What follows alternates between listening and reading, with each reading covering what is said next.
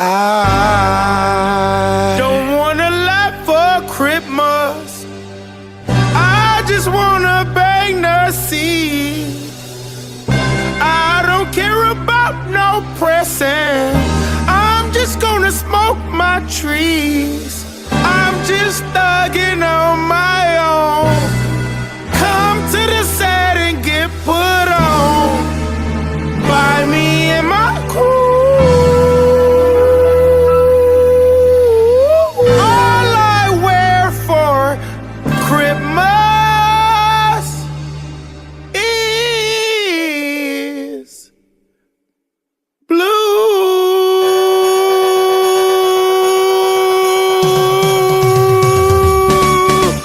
I don't wanna lie for Christmas. I just wanna bang the sea. Ain't worried about no pressing. I'm just gonna smoke my trees. If he tripped and I start popping, turn this to a fireplace. Don't make me trigger happy. If you do, get out the way. I'm just thugging on my own. Come to the set and get put on by me and my crew. All I wear for Christmas is blue.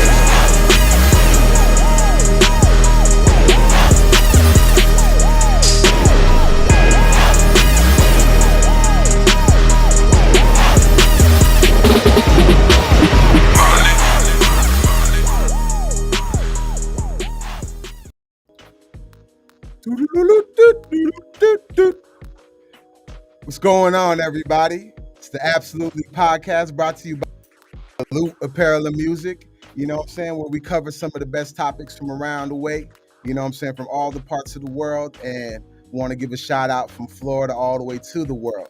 And, you know, there's been a lot of crazy things going on this year. This year's been pretty damn crazy. And, you know, we done dealt with the whole fucking hurricane aftermath. We dealt with the whole shit ton of things this year.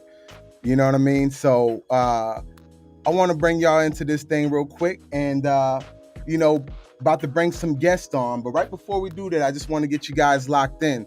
You know what I'm saying? We have over here at LootApparel.com, and we have all types of different things. If you've seen this around town, you've probably seen us. You know what I'm saying? If you've seen this around, you've probably seen us as well. And we're a clothing line starting from the 239, which is Southwest Florida. And, you know, we're about to, you know, take off and take things to a whole nother level and put a lot of people on. Shout out to all these different movements going on around here in the 239. And we're about to bring these guests on real soon, but I just want to give you guys a quick, you know, do a quick little plug. I got my single that just dropped called Simon Said. It's available on all the different platforms all around. You can come check it out, you know what I'm saying?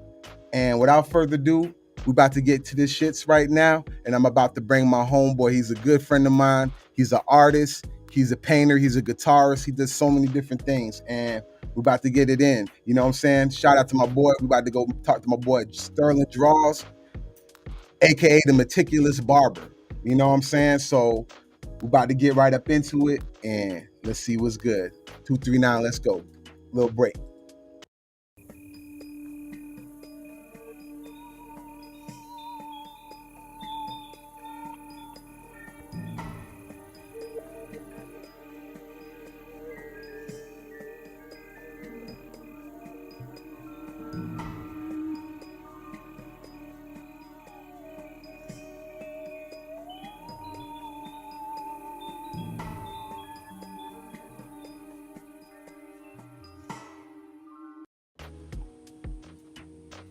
Hey, what's going on? 239. I got my boy Sterls in the building. Shout out Hey, Sterls. What's good with you, my dude? I gotta say, Lou, that was one of the most heartfelt introductions I ever heard, man. I appreciate that. That's real cool. You feel me? Man, Yes, how you sir. been? I've been, oh Yeah, man, 2024 just started and Cat Williams popping off and Epstein files popping off. There's a lot to be fully engaged with. There's a lot of interesting news out here. yo, things has definitely been popping off on that side, bro. Like, Oh, it's real oh man, scandalous. it's scandalous, and it's like I don't even know what's gonna happen to some of these names that pop up. You know what I'm saying? But that's a whole crazier subject. We'll probably get into that when it actually goes, because I am not reading 900 pages, my boy. You might get canceled just talking about it or end up in a body bag. You never know. You never fucking know. So here we go, man. We about to start this off. I want to talk to you a little bit about some of this things, some of the newer things that's been going on. There's recently been this whole thing with BG taking some shots at Wayne on this song with this Finesse Two Times song. What's good with that shit? You know what? I just heard that today on World Star, that little snippet where he kind of goes at Wayne a little bit. I mean, it's pretty weak bars. You can tell he wasn't really like writing a lot in jail because it sounds like he was still taking over for the 99 and the 2000. You feel me? His wordplay was kind of Dr. Seuss. It Damn, wasn't that homo. good. Don't come at Lil Wayne if you ain't gonna spit the same quality of bars that Lil Wayne has spit over a couple decades. So Yeah. I think BG needs to chill out. Honestly, I ain't gonna lie to you. I feel like it was a friendly jab. You know what I'm saying? Like, I feel like he took some jabs at Wayne because he said, I wouldn't play that bitch over like 3 times. And he said to my nigga Wayne, he's still a bitch. And I'm like, he still said my nigga though. So I'm like, Yeah. yo, Okay. I can see he's where like, you're coming from. he's like, All my I could nigga, focus you a on bitch. was he just talked a lot about his time in jail. Shit. That's most of the verse. Yeah, you're right. He was talking about that, bro. It was like, I was in the rec yard. I don't even remember what he said, but he definitely talked about it. He was like, it's like, yo, I had to write one for my niggas in prison, you know what I'm saying? But Yeah, what it was a lot of cup of noodles talk, you know what I mean? a lot of cup of noodles, Commissary. whole lot of commissary, a lot of Frito Lay's, bag of chips. But um, so that's that right there. I honestly think that he's not really going at him like that. You know what I'm saying? I honestly feel like he's just, being like, "What's up, little nigga?" You know what I mean? I'm out. You know what I mean? But so much shit's changed since then too. You know what I mean? Like Young Money, the YSL movement, all these things happen one after the other, and I can't remember the last time because BG he went solo a long time ago, if I remember. You know what I Yeah, mean? I mean, like, I think if you're not talking about skateboarding or you're not talking about like rock music, Lil Wayne's probably not even trying to listen to you. Facts, facts. Right, he more on some like skateboard fashion show type shit right now, for sure. You know what I mean? But that shit's crazy, my dude. You know what I mean? I ain't gonna think much of it, but we'll see what happens from it. You know what I mean? I don't think Wayne's gonna respond to it though, in my opinion. But that's neither here or there. Yeah, I don't think he needs to, man. I think he should have left those lyrics back in he was talking about in the song, like that he spent 30 days in the hole for having a knife on him. And real G's moving silence like lasagna. So I don't know if that's Weezy said that. So Prison I don't know if bars. BG he's still a baby gangster. He's not a big gangster. Yeah, man, that's just wild. So on It's another wild. note, you know, what I'm hearing. So this is for my rock and roll people out here. The craziest thing happened. Rage Against the Machine has officially disbanded. And some people may be like, oh, maybe for the third or fourth time, but apparently Rage Against the Machine is disbanding for good. Like they're not gonna do any shows. Fuck you. I won't do what you tell me. And it's like, yo, what the hell, man? I ain't get to see these cats. You know, they're all still alive. And I hope it's a fluke, like some Jay-Z retirement shit, you know? But we don't know. We don't know. But that's some craziest stuff right there. But Sterls, did you end up hearing that Andre Flute album, man? Yeah, this isn't an original thought, but that was in a hip hop album. That was Ocarina of Time, man. That was Zelda video game. That was it was a bunch of BS, man. If you ask me, I got through a couple songs and I was not into it. My thing is like, I'm such an Andre fan that it's hard for me to just be like, you know, shit on the record. But I'm like, at the same time, I'm like, yo, I'm not trying to hear that. Let's get to the real, how you really feel, Lou. Are you an Andre fan or are you an Andre D rider? Because Andre don't put out music for 15, 20 years, and now he put out a Flute album, and it's like, oh man, thank God. Ain't nobody was happy to hear that. Ain't nobody had that on repeat. No, I am not a D rider, dog. I am definitely not a D rider because you know why? As much as I am a fan, I can't condone it. I can't listen to like 13 minutes of when the beat gonna drop. I'm like, when the beat gonna drop? Right? Then why you listen to a Kanye album? The new Kanye, it take a hot minute for the beat to drop. No, this is mad different, my dude. Does Kanye rap on it? Does words come out of his mouth though? You know what I'm saying? Right, it dropped. Look at him. Happy as hell. I never even seen an instrument like that. I was in marching band. We didn't have nothing that looked like that. That's like a fucking... Oh God, I never seen that. That's some mythical shit, man. That's Lord of the Rings. Yo, my dog. You know what I'm saying? Like, it looks cool for what it's worth, you know what I'm saying? But I'm like, yo, if I was to sit here and go on YouTube right now, right? And then put on a mix that says ambient mix and then throw this on, I'm not gonna know the difference, my boy. I don't know. And sorry, Andre, I'm a big fan of yours, but I really couldn't do it, man. And on top of that, why you gotta D-ride and say sorry? It wasn't good, man. Now, it wasn't good. He also said, I don't do hip hop. So respect to Andre that he said, I don't do hip hop. I like to play the flute. That looked more like a skin flute. I never seen that. You got to be the boss in a video game to get that instrument. I ain't never seen that boss in my life. How many levels? You got to level up to get that motherfucker right there. Oh, yeah. You got to have a whole new outfit. Bro, that bitch to get that one. That bitch is not at Guitar Center. It is not at Guitar Center. You're going to find that one, my boy. Bro, I never seen that. Bro, he's so fresh with it, my boy. Dog, he's so fresh with it. This cat literally put on the thing. No bars. No bars. Zero. He tells you, I ain't gonna do shit. All y'all niggas that say y'all gonna listen to my rap album and shit like that, I don't give a fuck about y'all. He said literally, no bars. So this is like on some like, you know what I'm saying? I feel like this is the biggest okie doke ever because you know why? That shit sold. That shit probably done a millions plus copies just because they wanted to see what Andre 3000 was doing. So it's like, man, was it an open Luke? No offense to you and all the other Andre 3000 D riders, bro, but it just goes to show that people don't read anymore, bro.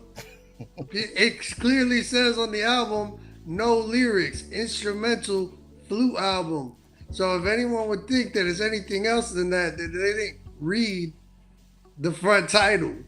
I knew what it was going in. Niggas thought it was. And I thought, you know what? This is kind of dog shit, man. It sounds like elevator music. Dog. But it's not my thing.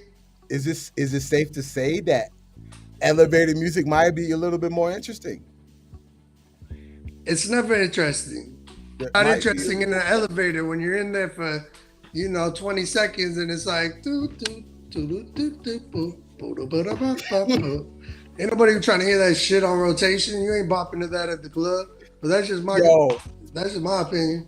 My boy. When and you know what? After that 30 minutes of an intro I was over here like, my dude, he said a Flute album, but where is the flute? I ain't see the flute. The flute wasn't there, bro. It was Cause not he ain't there. playing the flute, bro. He playing that, Indian Bali sitar air. And I don't know what that is, but it's not a flute that I've ever seen. So 5 minutes in to this 13-minute song, he finally comes in with the flute. And my nigga hits me with these baby flute type of shit, bro. Like, it's like baby flute. You can play a baby.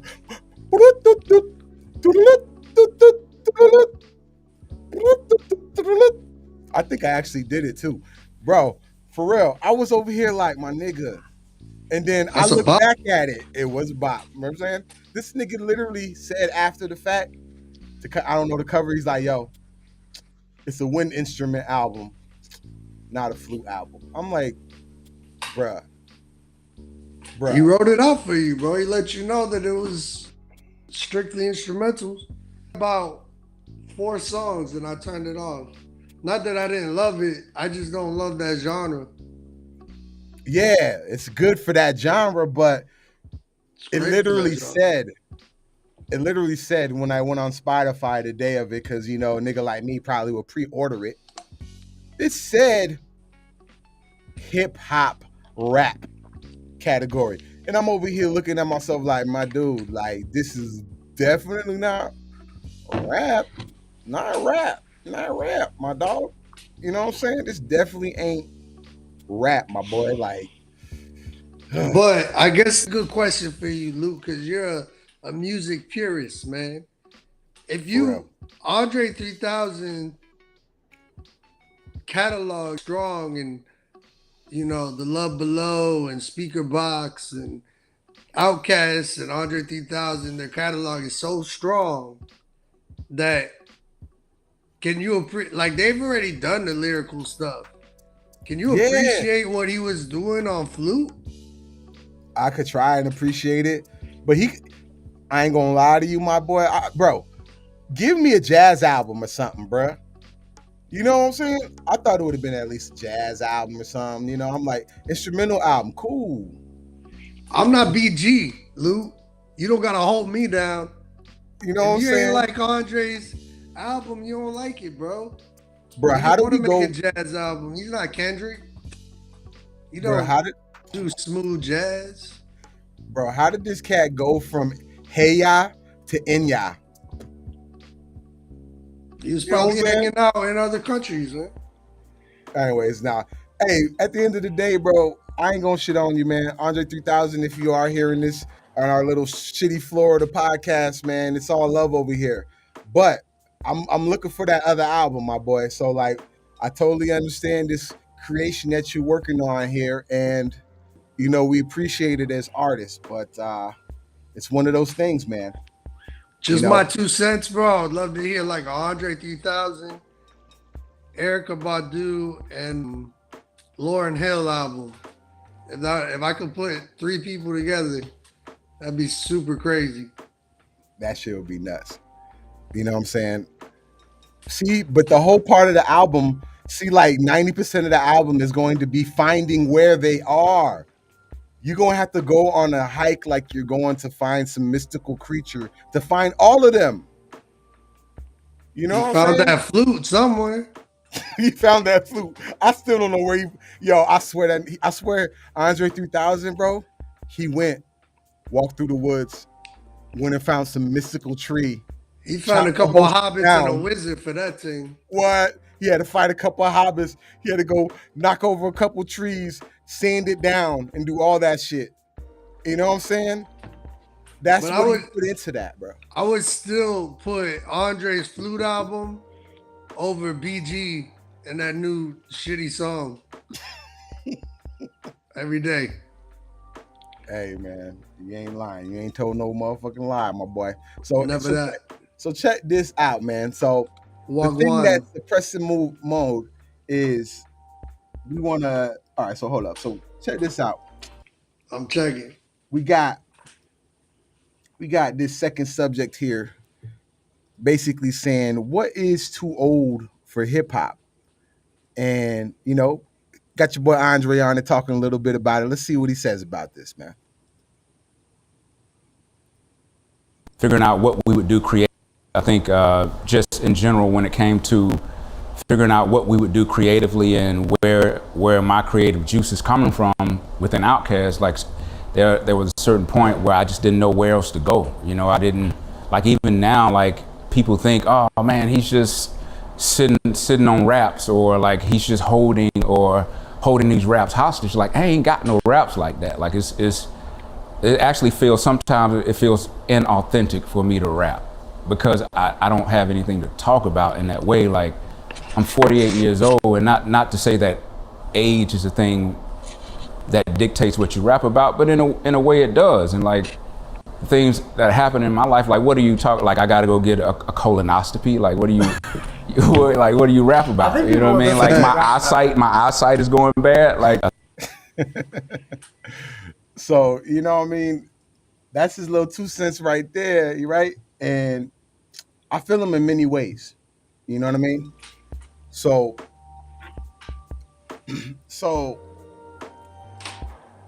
what's your thoughts on this, Sterls? When it comes to this whole, hip hop thing, can you see a dude wearing some baggy pants at, like, 50 years old?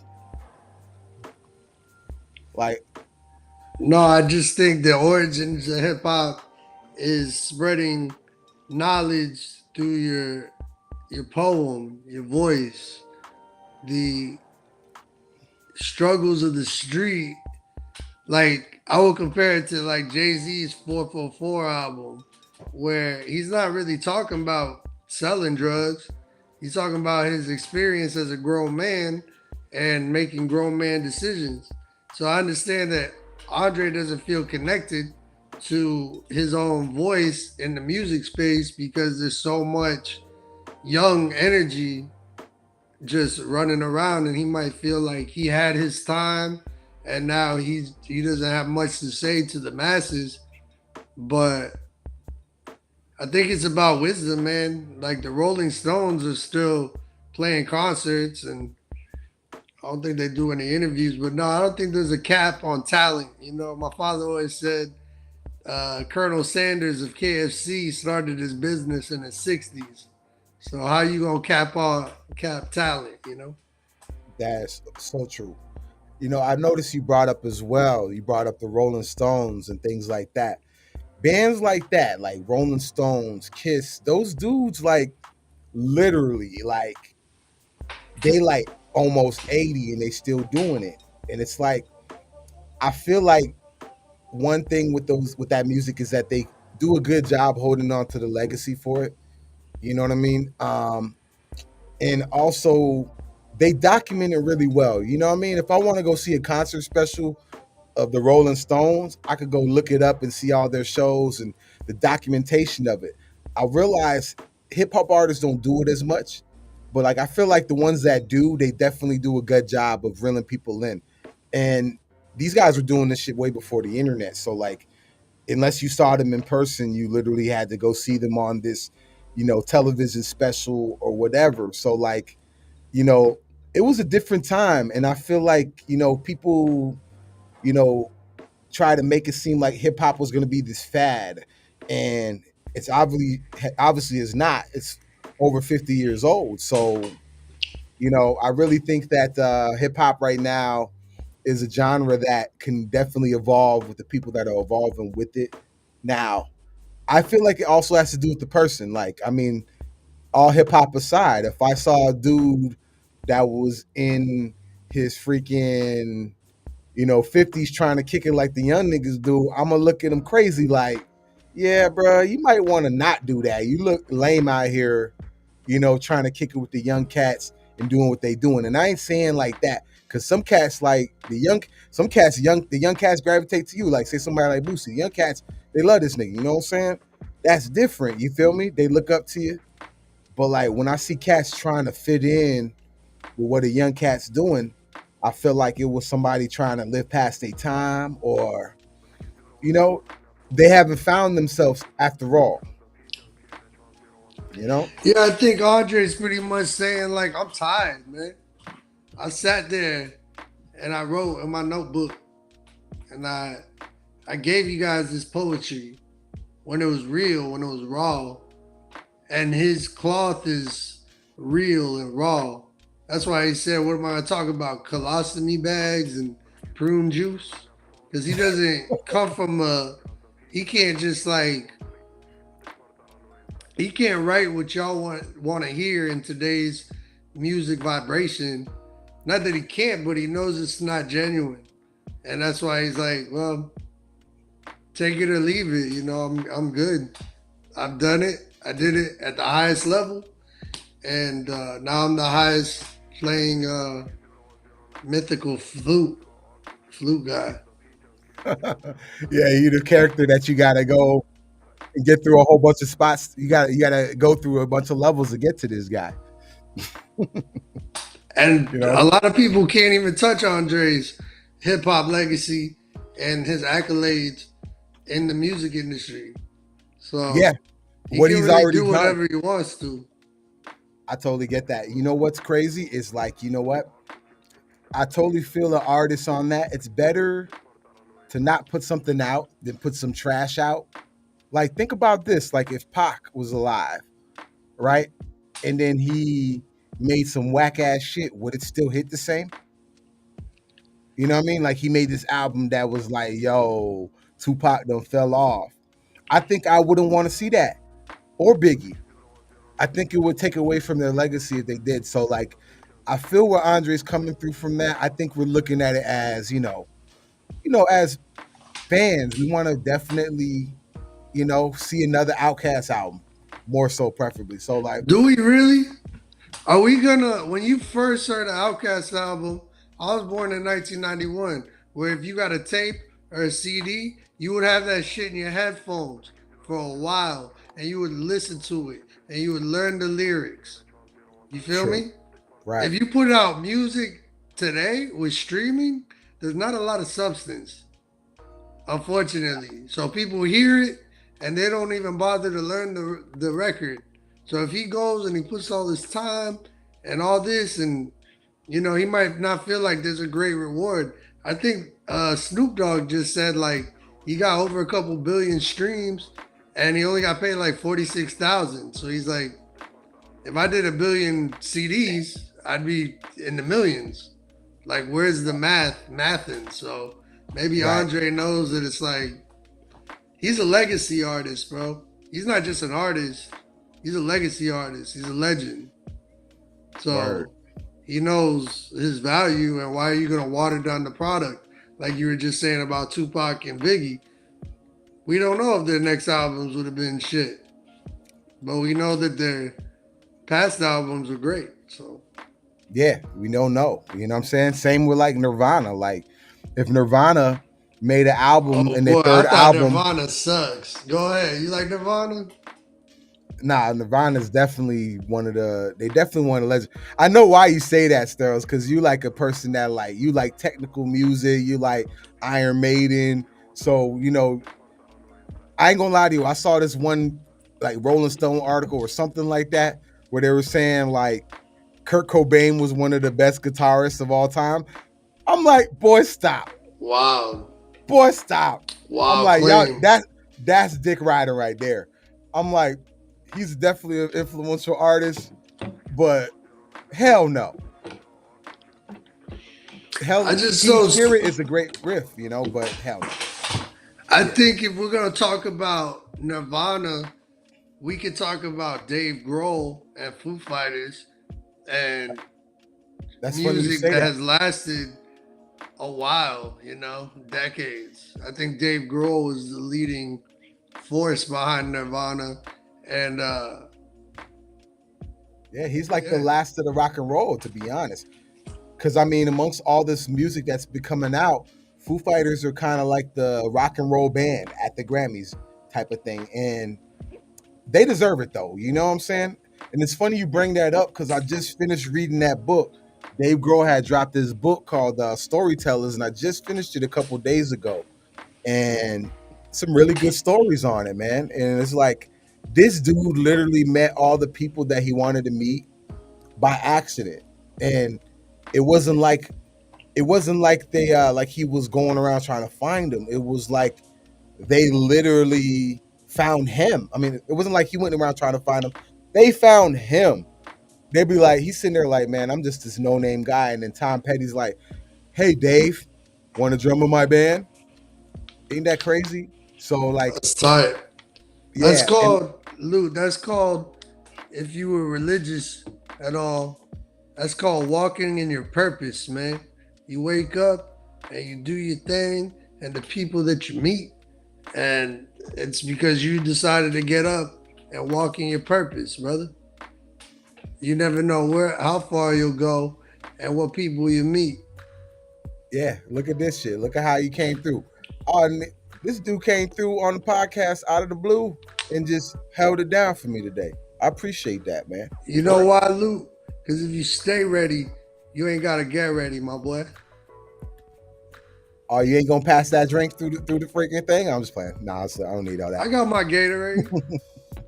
Nah, it's all good. So, you know what I'm saying? Like, it's definitely interesting when it comes to hip hop versus rock and roll. I feel like hip hop artists definitely are having second careers. There's a lot of dudes out here having second careers and really, you know, doing their thing out here. So like, I'm really happy about it. And, you know, hip hop's just going to keep evolving. And I think there's going to be enough for everybody to do what they're going to be doing out here, you know? Lou, let me blow your mind right now, brother. What's up? Think about the society we live in, man. People don't respect elders no more. There ain't no lie. When was the last time you called your grandmother and you said, I love you? Well, I mean, I can't do that no more, but like, you know, she passed away when I was little, but still like. R.I.P. to the G's, but they ain't doing that no more. No, these young cats don't even care about grandma. That's crazy, man. Maybe not their own grandma, but if they see an old lady on the side of the road or she's driving a little fast, what they do? Oh, that fucking bitch don't know how to drive, that old bitch. We don't know what wealth of knowledge that lady has. Yeah, she don't know how to drive, but she got a value. For real. You know what I'm saying? Like, for me, we don't respect elders. That's why Andre 3000 feel like what I got to tell these young people at 50 or 60, however old he is, you don't feel like the value is really coming through. For real. Fuck hip hop. I'm listening to classical. Nah, no reason to say fuck hip hop, but if I put on like Lil Baby, Da Baby, Migos, like their vibration is so fast. It's not even that it's not a good song, it's that our older ears are used to like 808s and we can't even learn the music that they're speaking because there's so many syllables. It's da da da da da da da da da da, and you know, it's machine gun music. Right. Bone Thugs did the same thing now. Don't get me wrong. Like Bone Thugs. Dangerous. Straight up, no angel dust. Label us Notorious. You memorize the Bone Thugs because it was like a Busta Rhymes verse. High off weed and lots of gin. So much both need oxygen. There were like Twista. You could understand them even though they were speaking fast. You could hear them, bro. But there wasn't a lot of like instrumentals. Their voice was the instrumental, so we could like understand it. But when you got all this like reverb and like the way they mix it, sonically it's really hard to like. You're hearing the beat, you're hearing all the ad libs, and it's tough. That's why I like music. I don't really do hip hop as much as I like The Weeknd, Chris Stapleton. I like melodic singing, man, that you can actually understand and learn the words. The Weeknd. I like hip hop too. Weeknd came a long way, man. We would remember back in the day. I remember. That's funny you bring this up, bro. You was bringing up that one song. I didn't even know what the words were for. You was like, "Oh, what cool, oh, what cool." Loving the crew. Oh, we're loving the crew. Love that song. Crew Love with Drake and The Weeknd. One of the best songs ever. Bruh, then I was watching this video that some fan made with a fucking baked potato from outer space for that song. I'm like, what the fuck am I watching? I was trying to find the real video and shit after that. The woman the clue. This shit was so stupid, bro. But all right, so we about to move on to the next subject right here. Let me turn this music down a little bit. All right, so our next subject we're gonna be getting into. All right. We're going to be getting right into this next subject, which is, excuse me, people, Florida's new gun law. So let's see what they got to say about this here. And this is our informative subject matter of the day, okay? Gun laws. The state's new permitless carry law goes into effect this weekend. And that means people will be allowed to carry guns without a concealed weapons permit. And Local 10's Hatzel Vela joins us live with what this means for you. Hatzel. Ladies, we sat down with an officer here at Miramar PD. He actually trains other officers. He says he has no doubts that more people will be getting guns because of this law. But he says the biggest challenge right now is the misinformation out there, which is why we went to him. And he clears up a couple things. With just hours before the new permitless carry gun law takes effect here in Florida, police departments are reminding the public what it means. Miami police put out this tweet with basic info. Miramar police did it with a short visual presentation. Believe it or not, Hatzel, not much has changed. Meet Officer Tony Egues, a training officer in the force 15 years. The only difference is that now you can carry a firearm without necessarily having a concealed weapons permit. But this officer wants to clarify a list of misnomers or misinformation out there. I can carry my firearm anywhere. Well, no, not true. Private businesses still have the right to say no, he says. You cannot bring a gun inside. The law also prohibits firearms at police stations, jails, a courthouse, government buildings, schools, colleges, and universities. People have this notion that I can openly carry my firearm. I can just attach it to my hip. No, that's not true. That firearm still has to be concealed. Officer Egues believes it's still beneficial to have a concealed weapons permit so you can carry the firearm in other states. He also reminds us if you buy a firearm, there's still a 3-day waiting period and a background check. And if you're a convicted felon, you still cannot carry. The biggest concern for me is that people carry their firearms safely. The solution, he says, a training course with a properly trained instructor. Get with a firearms instructor. Take a weapon familiarization course. Do it the right way. The last thing that I want as an officer is to have to come to someone's house because there's been a tragic accident. And so no doubt you'll start to see in private businesses wherever you go those signs telling you that no guns are allowed. One interesting thing to note here, both in Miami-Dade and Broward, when it comes to concealed weapons permits, there's about 385,000. For now, reporting live in Miramar, I'm Hatzel Vela, Local 10 News. All right. So check this out, man. All right. So that's the Florida gun law. Any thoughts on that, my boy? I mean, what? If you don't know how to make chords, this is it. What is the? What's the chords conversation? are already. So basically, what's going on, right, is that. No, I understand what it is. I'm just saying. What's the issue? So the issue is, right? The issue is, you know, for those of you out there, when it comes down to the Florida gun law, right now, you don't have to have a concealed permit or training, which I think motherfuckers definitely need training. But, you know, the fact of the matter that I've seen, and there's a lot of misconceptions about it, is that you can carry even if you got a felony. You know what I'm saying? Believe me, people have asked me this shit. And I'd be like, what in the actual fuck are you thinking? No, man. You can't carry that shit if you got a felony, my boy. Like, you can't do it.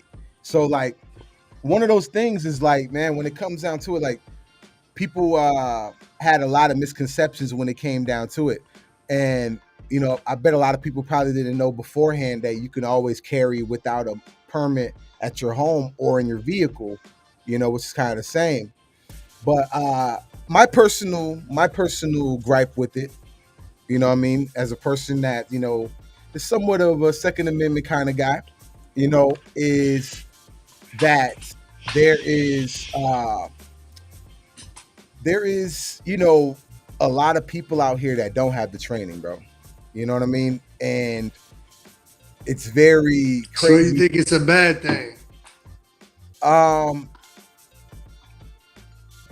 In a sense, it kind of is a bad thing, only for the fact that, you know, for the people that think it's going to be like, you know, OK Corral or something like that, because you'd be surprised when you go to these courses, the type of people that you run into, man.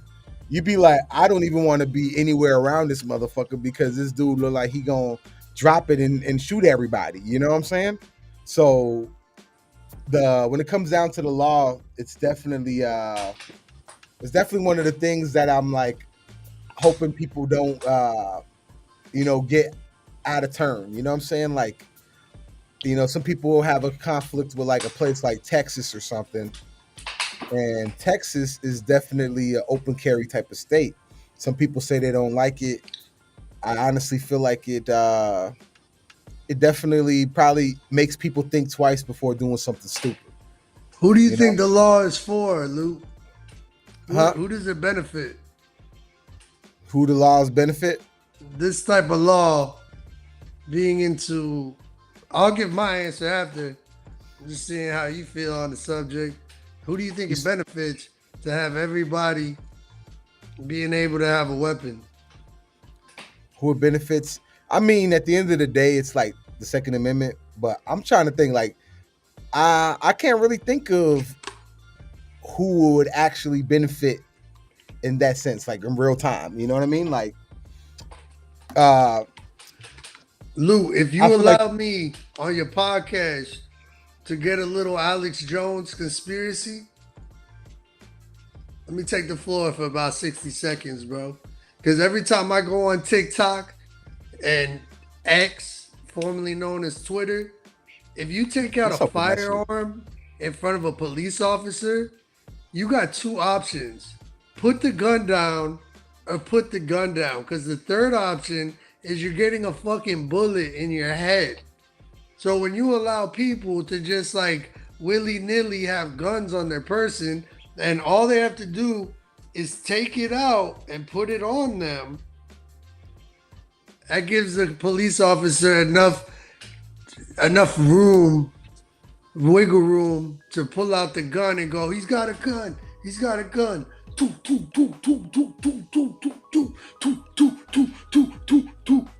you're dead. Damn, bro. Damn. That was like 1,100 shots, my boy. You've seen it. You've seen it. I've seen it. No, so I think when you just let people, I just think it's population control, man. I want everybody to have a firearm if they choose to. I want everybody to have abortion if they choose to, if they want to, man. Freedom of life and the freedom to protect yourself. Everyone should be able to lock their door at night. But I think when you give everybody, like, we're not handing out swords, you know? Mm-hmm. If everybody walked around with a sword, you might think twice about like stepping up. So, but honestly, same with open carry, like, you know, same with open carry. It's like, it makes people think twice. I think people would definitely, you know, think twice before doing things like that. But you always have to keep the mind about the idiots out there. There's always the idiots in everything that mess it up for everybody. But I like that Florida's a little crazy, man. I like that we got a little crazy. I like that there's like a car accident every day and everybody's a little bit on edge, man. Like you see places like Iowa and like Utah, and they have all these mass shootings all the time because nobody's on edge. Nobody really is, you know, they think about cows and, oh, we gotta go and go to work. Everybody in Florida is a little on edge. So there's good and bad. Sometimes we're a little hardened to like serious situations because it's like, oh, that shit happens every day. But we're also a little like more precautious. So Nah, I feel I that. mean, if life was all dandy and people didn't want to attack you or steal from you, then, you know, maybe weaponry wouldn't be. Yeah, I totally get it because, you know, in a place like Florida where there's so many like open spaces and things like that, like I don't blame people for that. You know what I'm saying? Like it definitely is a thing, you know? So Cat I mean, Williams said something brilliant on the Club Shay Shay Shannon Sharp podcast. He said, I'm probably getting this wrong, but I'd rather be caught by 12 than by 6 or something like that. Meaning like, I'm going to have my gun on me in the hood so I can protect myself from these people around me, regardless if the police catch me with the gun. I got to protect myself. I'll be straight up with you, man. I'm not even mad at it, bro.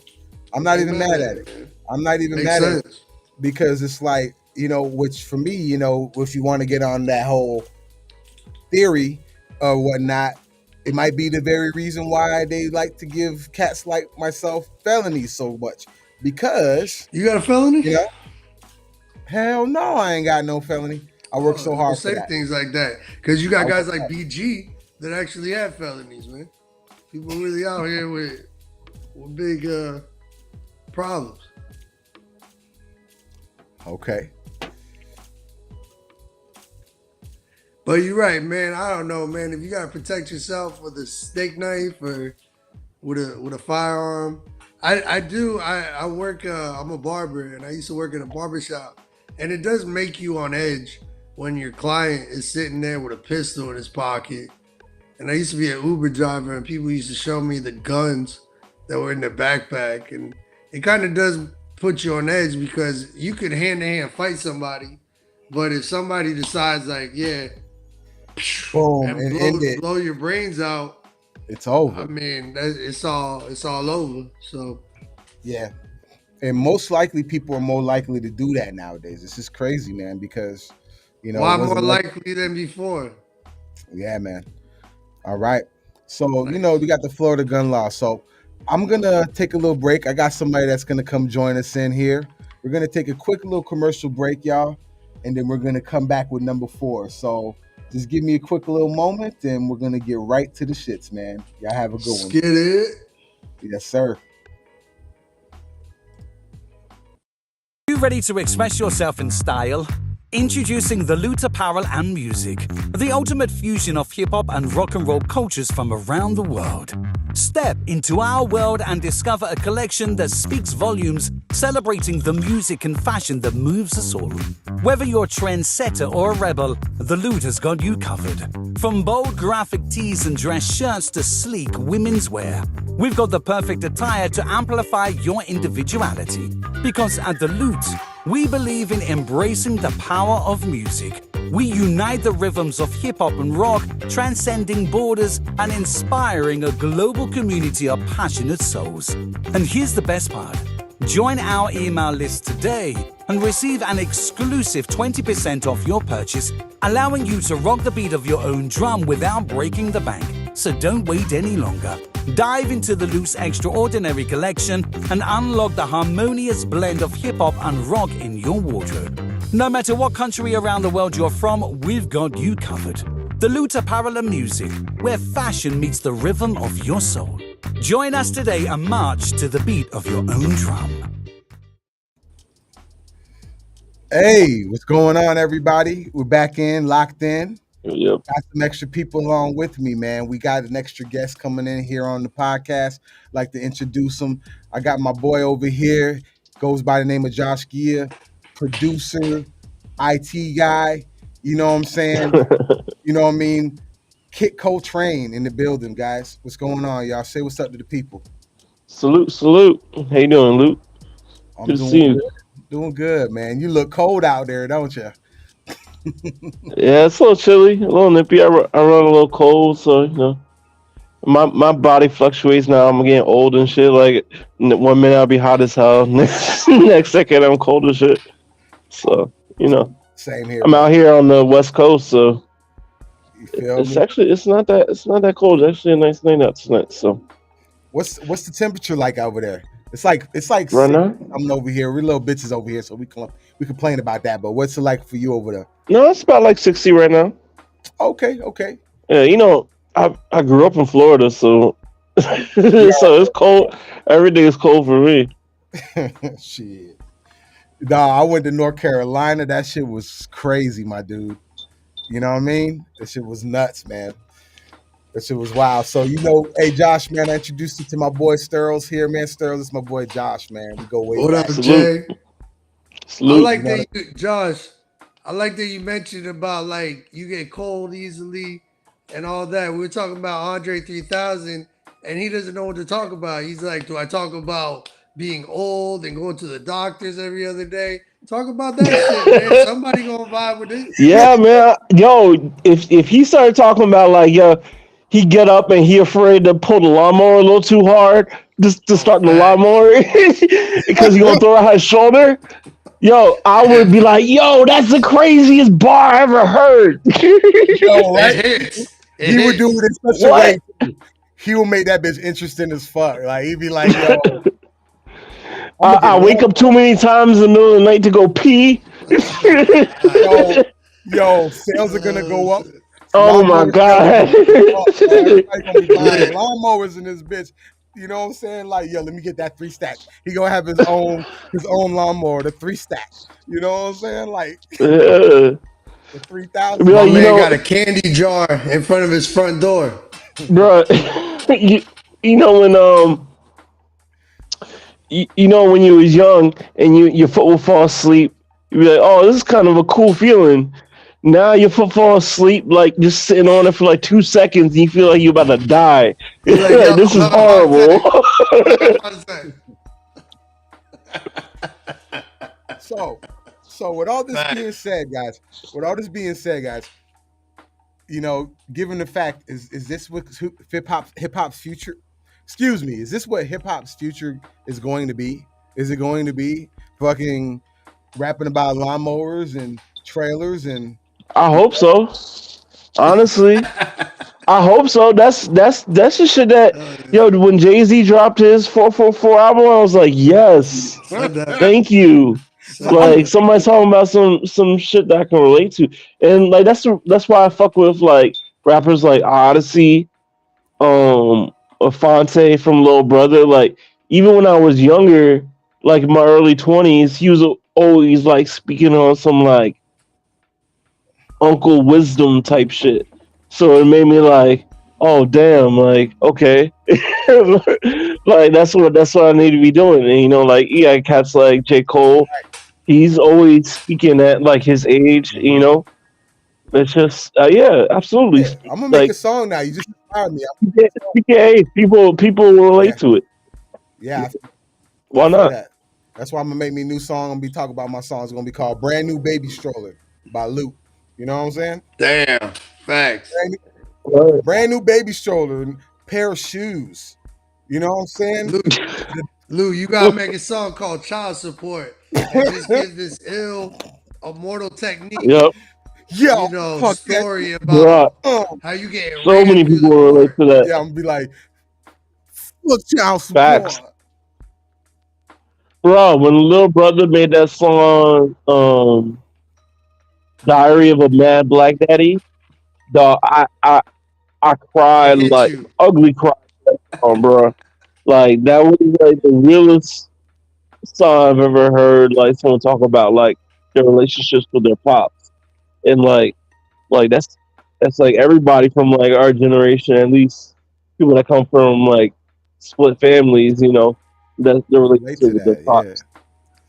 It's just crazy, man. Like, but the thing about it, man, is that that's a good point. This is a great point to bring to the table because it's not like we don't have enough subjects in hip hop. I just feel like people are trying to play it cool. It's like going to a party instead of being yourself, you're trying to play it cool. It's like money, money, bitches, nigga. And the nigga is like Oh money, yeah. money, bitches, nigga, because that's what I relate to. I'm money, money, bitches, nigga.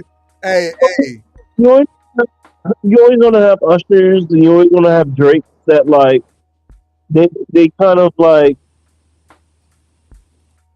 what's Arrested Development. Like they were famous when they were kids, so they never really had the regular life like we did. Like so they can't really speak from those perspectives. They've always been rich Yeah, fuckboys. bro. It's Like like, but we can't expect Drake to be talking on the same shit that like talking about lawnmowers and shit. Because he's never been that, never had that. He's always like, been on some like middle school TikTok shit. Like, oh, you know what I mean? Like, so that's what you have to expect from Drake, because and there's always going to be that category. There's always going to be, that those group of artists It's that crazy that are Drake like, is his own category, bro. He's his own genre. yeah, right. what? That's First, I said wild. Usher, but like Usher, like the same shit, like that shit that he just did with 21 Savage and dudes dancing and shit, doing doing his old move, swinging the shirt with the shirt off and shit. Come on, man. Like, That's that P Diddy. Hey, nah, that's that party with P Diddy type shit. That's that party with P. Diddy shit right there, bro. That's that party. Yeah, bro. We ain't going to that party next door, nigga. Fuck that. no. So yeah, I mean that's how I feel about that. You always gonna have. Drake's new You album can't was like expect. 23 songs of the same tempo and same content, man. Yep. That shit was I mean basic. that's what you expect. Yeah, man. Yo, I mean, Be going after like fucking like teens and shit. Like yo, you know what I'm gonna do? If Facts. I have my worst album, you know what I'm gonna have happen? I'm gonna have my little baby girl make the album cover for me. Cause it's my worst album. Be like, hey, babe, these people don't know this shit's gonna be trash, but here, you know what I'm I'm saying? not gonna lie, Lou. I miss that era, bro. Like the Nos, like I Know I Can, or like the Trick Daddy, like when they used to put kids in the beginning of the songs, bro. I thought that was like real motivational, bro. that's here. Didn't Yeah, Dirk did it and with the Dirk and They're when, doing it now still. Cole. I like it. Yeah, you heard that all my life from J Cole and Dirk. yeah, That's tight. yeah, Dirk and I felt that shit. I'm like, okay, I see It's what they're doing. motivation. That's exactly what. That's exactly. If you would have said that shit last year, that would have been like valid for like a good decade. But like we got cats like J Cole and Lil Durk, and they came out with Right, that shit this year. right.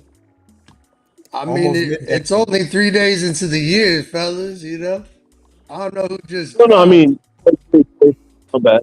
That Nicki Minaj album sucks. Just throwing it out there.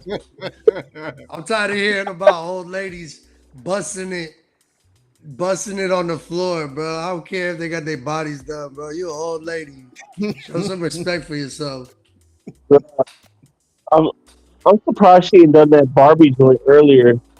Her knees cracked. Like I expected that remix to have been come like 4 albums ago. That's You just know why? crazy. Because it sets the tone for all the young girls, man. They following Cardi B's Hey, dysfunctional life. crazy about what's even crazier about that Barbie remix? It doesn't even if you watch the Barbie movie, it don't even come on in the movie at Oh, I all seen that until the movie, ending credits. bro. I seen that movie. It don't come on until the ending Because they credits. don't want to see So his like, sister shine, bro. Not in the all white movie. Uh, hey, bro. That album. Nah. like we thought this was gonna be a lot better. We was hoping to put it in the middle of the movie. We going straight Cat Williams this interview. Yeah. Shout out to Cat, man. Yeah, what's good with the Cat Williams things, man? Like he's been getting at everybody, man. What's What you good with that? think, Jay? What you think of Cat, man?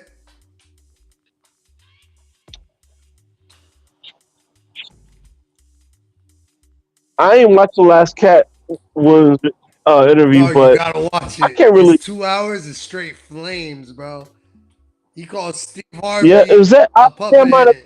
seen like a little clip of it where he talks about like when someone asks him like, who his favorite. No, I can't Bro, he's remember. on Club But Shay like, Shay with Shannon Sharp. And all you gotta do is watch the first 10 minutes. After 10 minutes, I sent it to all my homies, bro.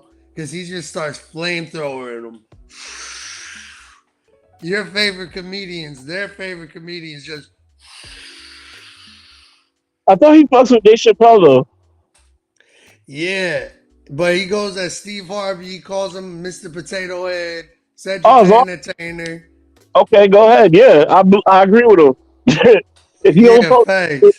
long as he fucks with Dave Chappelle, then we good. Nah, he just, he's so real, bro. And then he kind of touches on like how in Hollywood, they'll give you a white woman if you kind of give up your butthole and kind of submit to putting on the dress. And it's like, Yo, the dress thing is a real thing, dog. they do that. How many motherfuckers are talking about the dress, bro? They I heard do one that. they asked him like do you have any regrets? He's like, yeah, I got lots of regrets. He's like, do you? And they asked him also like, oh fuck, yes, it's hard though. All right, go ahead. Sorry. Nah, it's all good. It's all good. Yeah, man. But dude, like when it comes down to it, man, the dress thing has been too prevalent, bro. It's been way too prevalent, bro. I'm like, yo, man. Like Cass is literally on some like other shit when it comes to this dress thing. It's like if you sit there and see that in the dress room that they had the dress ready and then had a script that was already ready in case you didn't wear the dress, then you know it's a thing. They're like, oh, he ain't take the bait. He ain't take it. We'll send him to P. Diddy's house. You know what I'm saying? Ooh, fabulous on a party, bro. We already partied, man. Send him to P. Diddy's house. We'll test him right there. You know what I'm saying? Yo, you know what's the funniest thing I heard, bro? Method Man had a story where he was talking about P. Diddy, right? And apparently what he does is, he has some bad female come in and lure you in and honey pot you in there. So he's over at some award show. He's looking in the limo and Diddy's like, some chicks like, hey, come party with us, Method Man. And then he looked over he was like, hell no. Kept it moving. He was like, hell no.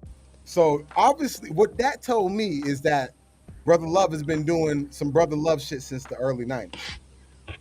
Yeah, I've been heard like random ass comedians like tell stories that shit.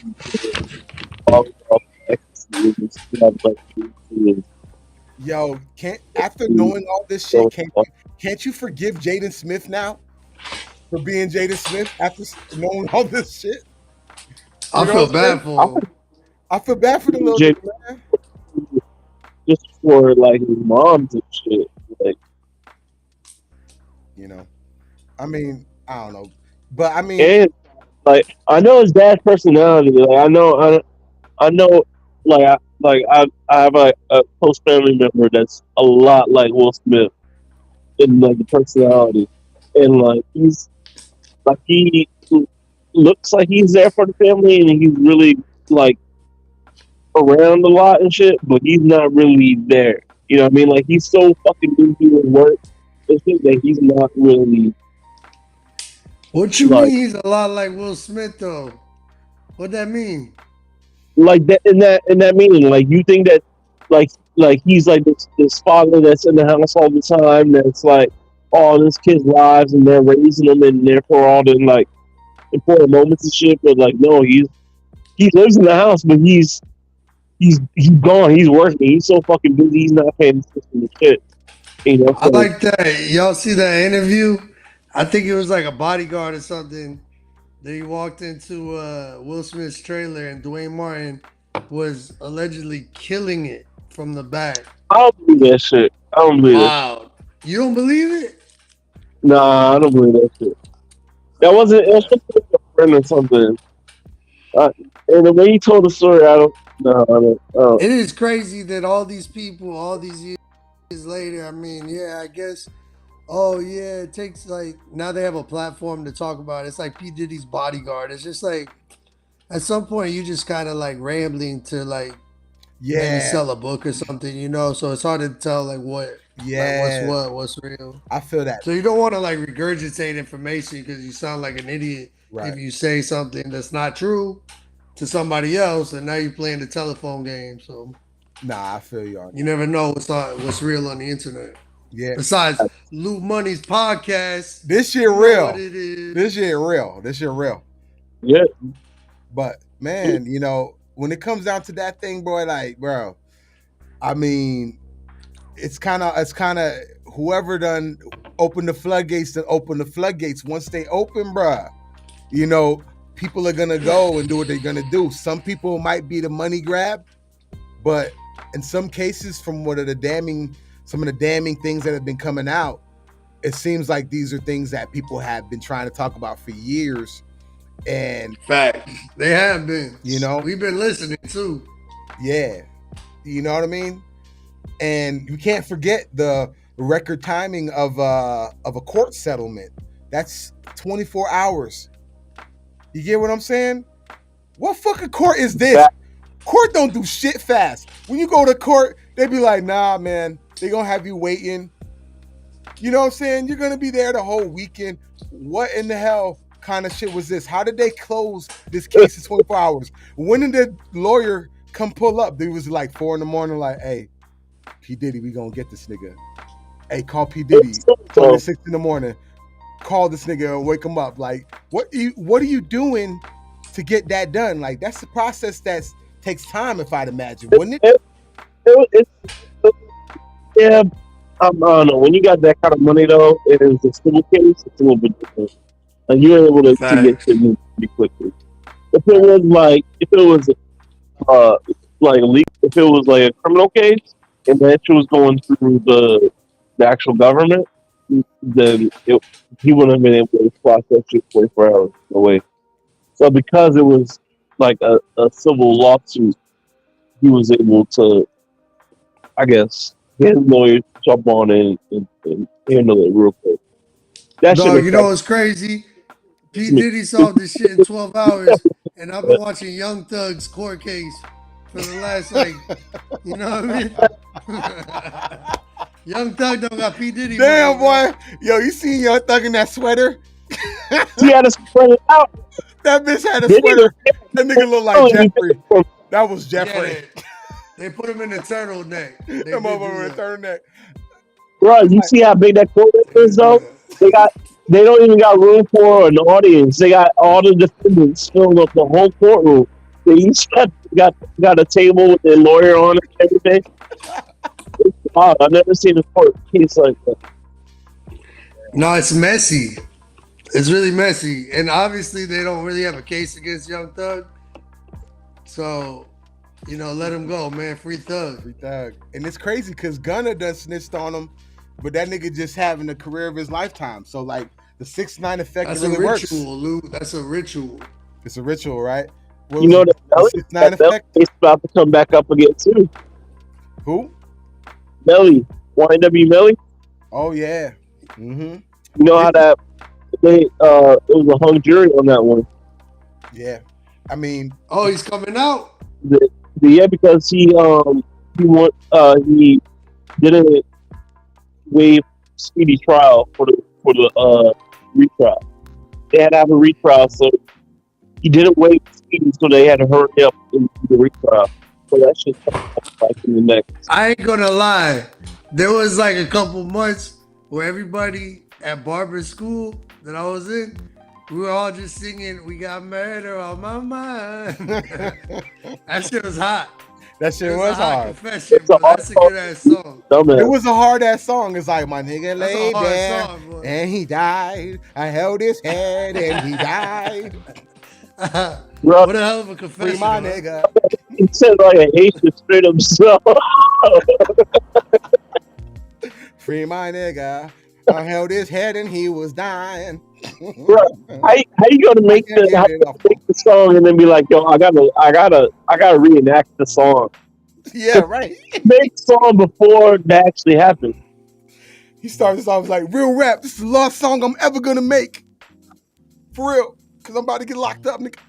Let me tell you the Yo, story. shout outs to YNW Melly's mother for making like 40K her first weekend on OnlyFans, man. Salute to that entrepreneurial shit, bro. I ain't, did that? That's I ain't hard. speaking on nobody mama, so like, That's hard. next.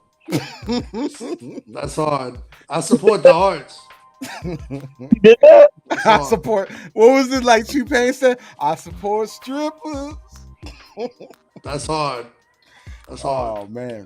Oh, man, 40K? 40K and counting. Yeah. All the way up. That might. But I know some girls that open up OnlyFans, dead ass, and they can't even sell their pussy pictures for $8.99. Ain't nobody buy it, bro. Their OnlyFans career died like the first month. They felt bad. Bro, that shit is definitely like based off of natural selection, dog. Cause that's like, that's a hit. That to the heart. like, yo, that be like, you know what I'm saying? That shit crazy. Not good. That shit crazy, man. All right, so you know what I'm saying? Yo, some of them, it be the only plan. Facts. You know what I'm saying? That right there, the whole OnlyFans thing has become a pandemic. And you know what that brings me to, bro? Our next segment. Whoa. That brings us to our next segment, guys. The self-snitching pandemic. And we're going to see what they got to say about this one right here. I'm going to keep it nice and short and bring this in. Let me take this music down a little bit and we'll get right to the shits, man. I got about 10 minutes left for the. All right. This is a nice little short little segment. We'll get right to it. And let's go. Let's go. We got this right here. We have the self-snitching pandemic as we know it, man. Here we go. Do some shit and then they brag about it in songs. They tell us what they about to do next. They tell us who they done did some shit to. They pretty much just spell it out as Blue's Clues. Thanks, Bounce Top, for opening your big ass mouth. Yeah, keep on being cocky. Keep on doing all that bogus ass shit. Did you know him? Who that? Did you know him before, like everything? Like that? I don't know. Okay. All I know, don't say about Troy or rest in peace. Okay, so you got anything about FDG Duck? That's what I'm saying. You know, don't shit for Troy. That's it. You gonna be in your crib or you gonna be with Sosa Hotel or something?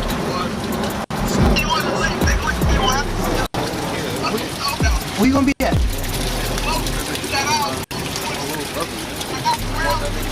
I got a 30 pack right now, bro. 30 pack. Swear to God, I got a 30 pack, bro. It's so. Dog. You heard that? You heard that?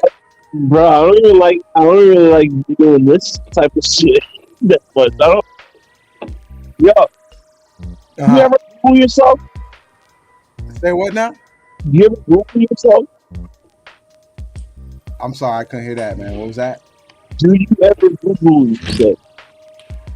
Bro, yes. Google know too much about me, man. Yeah. Why on earth? Why would somebody do all that? Like, so my whole point at the end of the day with this, man, is like, I come to realize, you know, you've noticed there's been a lot of different,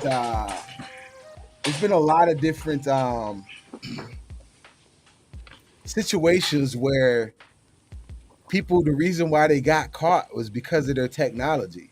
Like some old like killer from back in the day or something like that. He doesn't get rid of his incognito mode or some bullshit. No, you know how they get now? What's up? You know how they get now? They're getting them by the 23andMe. and then ancestry.com shit. Like for Well, real. There's a case going on right now on Court TV. It's a woman out of Atlanta. This kid was a John Doe for 20 years. He was killed him in like it was his mom killed it like a 6 year old moved from North Carolina to Atlanta. 90 killed the kid and dumped him, and they didn't find him until like a year later. But they weren't able to identify him until 1990 until like last year when somebody that he was related to came up on one of those 23andMe databases. Damn, I Uh, think I saw that, man. That happens a lot though. yeah, it's happened a lot in the last couple of years. It's been a big thing in the last couple of years. Yeah, a There've lot been of cases. a lot of cases like this. Yeah. Speaking of cases, man, everybody think like Naples is a sweet place, but like body's been showing the fuck up around here, my dude. You realize that, right? Like things have been happening out here. You dude, it's kind of crazy, man. So like, I don't know. I look at it like the world is the wild, wild west. My dad used to tell me, he said, you walk around the world like everybody else in the world is crazy, but you.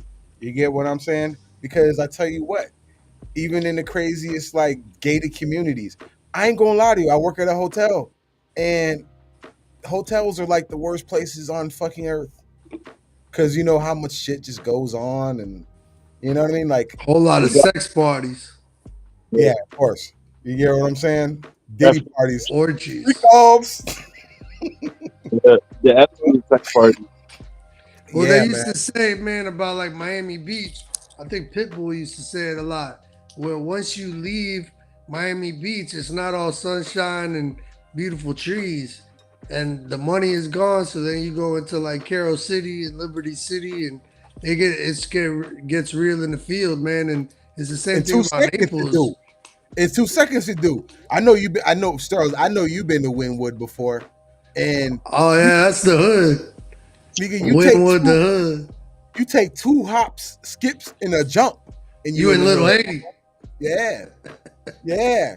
You be like, I shouldn't have parked my car here. Where's this art exhibit at?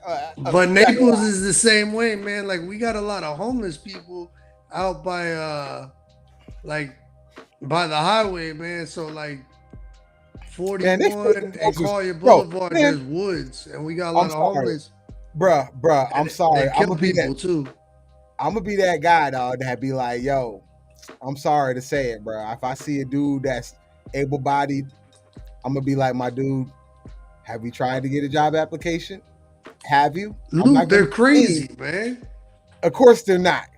But sometimes they the are. fact of the matter is like, yo, that I be at that, I be on I-75 looking at the window and shit, and they be looking at me, and I'll be like, my face be like, nah, nigga.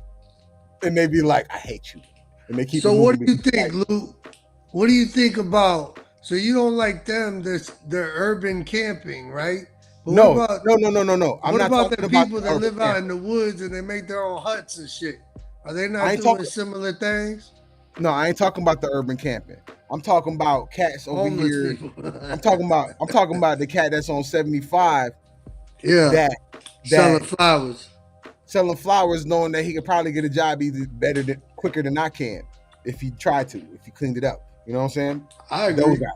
But that's neither here or there. But I ain't gonna get into all that. Cheers to that. But it's just like, man, you know, should be kind of crazy out here. But back to the self-snitching pandemic, Yeah, man. we didn't even touch on it. Yeah, right? Back to that. When it comes down to the self-snitching pandemic, it's like, man, hip-hop music is meant to be figurative, not literal. So the fact of the matter that they're taking lyrics from people and making it a literal thing it can become a problem. But then again, if a dude's gonna be like that dude from Key and Peele, be like, yo, I done murked them on 79th and 3rd, then you deserve to get caught. My opinion. Yeah. You deserve to get caught. You know what I'm saying? 100%. Yo, it was Mike murked him on 79th and 3rd. The glove was black. The Lambo was blue. You know what I'm saying? Yeah. And I left them flowers when I was left. You like, yo, these niggas do not care about getting caught because that's what they found at the scene. It'd be one thing if you're saying it was a song you made up, but if Yeah, the and dude found, and you don't even got to be like clever. You don't even have to understand, be able to like try to decipher what they're saying. Like, not only are they saying it plain and clear, but you got like cats like DJ Academics and Capital Ross and all these other internet YouTubers that will like break it down for them. Like, you don't even gotta learn it. Like, here, cops, I'll break down the lyrics for you and tell you how. I killed that nigga yesterday. Yeah, this is That's what what I he be meant by saying. that. I killed that nigga yesterday. Be This like, is exactly what he meant by when he said, "Yeah." and then he released this I pulled song. out the blicky and it caught me a cat. Like, officer, this is what he meant. He pulled out his gun and he shot his head, and with his head gone, now he has his hat. I'm telling you, dog. Like, see, at least that was somewhat poetic. You get what I'm saying? You'd be like, I lobbed this nigga head off or some crazy shit. Be like, this nigga said lob. This nigga went to school. That's a golfing term. Be like, yo, these cats out here tripping, man. But it's just crazy, man. So, you know, the self-snitching pandemic, it don't look like it's going away anytime soon. But apparently because you got to remember, the hip-hop police have been around since like the 90s. So the fact of the matter that they're able to actually take these words and actually do it, like the funniest one I seen was Young Thug's one, because Young Thug be saying shit in such a coded way. But I'm like, it's so vague. I'm like, you took that line that was kind of like, you know what I'm saying? Like, some, he said something about Weezy, some, nigga, some hit you, nigga, that's the dedication. He'd be like, oh, that's the dedication. They'd be like, yo, are you going to really be able to use that in court? And be like, yo, really? Now, if I killed that nigga Tuesday the 3rd, and then I released the song on Thursday, you know what I'm saying? But you know, Wednesday, then, you know. I think if you even like with decent lawyers, they're able to pretty much like that shit out of court for the most part. Like, you know that dude, Daryl something from Waukesha, Wisconsin. The dude that took his mom's Ford Explorer and ran down all the people in the plane. Daryl Brooks. You heard about that dude? What was his name? Eric Waukesha? Waukesha, Wisconsin. Christmas parade. He killed a whole bunch of people. Like, he drove his car through a Christmas parade. Really? Black dude. Oh wow! What? He's a rapper. He's a rapper. And he's a rapper. Yeah. Damn. And they kept his video. Yo, this is so. You gotta check out. You gotta check out that court case. Wow, dude represented himself. Wow, that's a crazy nigga, man. That's all you gotta tell me. That's all you gotta tell me. You done did all that shit, and then you want to go represent yourself? So it got to the point that like the prosecutors were helping him, like to like not like screw himself over. So like they knew about this video, this rap video that he had, right? And they're like, no, we can't talk about it in front of the jury. Until cops, when they said objection, we can't talk about this. It wasn't allowed evidence. If his dumbass said something that got it allowed into the evidence, so the jury got to see it. But even still, with them seeing the video, they still weren't allowed to play the audio. And the audio was wild. He was talking all kinds of wild stuff. But even still, they only got to see the actual video portion of the music video. And that was kind of wild. It was like holding up gang signs and all kinds of things. You got to check out this crazy. Hold up. If I'm correct, this nigga was running niggas over and throwing up gang signs? Yes. So this nigga was just like driving down the street, just knocking No, niggas. he did a music video like years before, like a couple years before. His rap name was like Mass Kid, something like that. Yeah, mass killer, and this is what his name is. And then like he got in a fight with his baby mama and like decided to take his mom's car and go like speeding down the street and cut into Christmas parade and start running down like old ladies and kids and all kinds of stuff.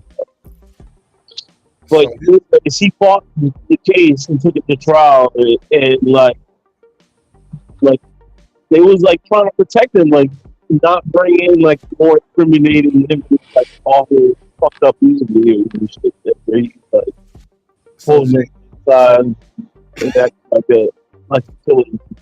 So the real question is, oh, and the other dude, Bryce. Bro, you heard about him? His case just happened. He killed 2 kids. He has videos and shit too, and none of his videos made it into trial. that's crazy because they be letting that shit go. But you see how? But look at that bullshit. You see how they're letting all that shit, all that evidence slide, but you want to take words from somebody's rhyme that they might have said on a drunk night. Fuck. Anyway, I think it depends on the jurisdiction. It depends on what now? I think it might depend on the jurisdiction. Like, I think the feds might be able to go more after that type of shit. And then, like the state cases, they're more prone to like keep that shit out of evidence.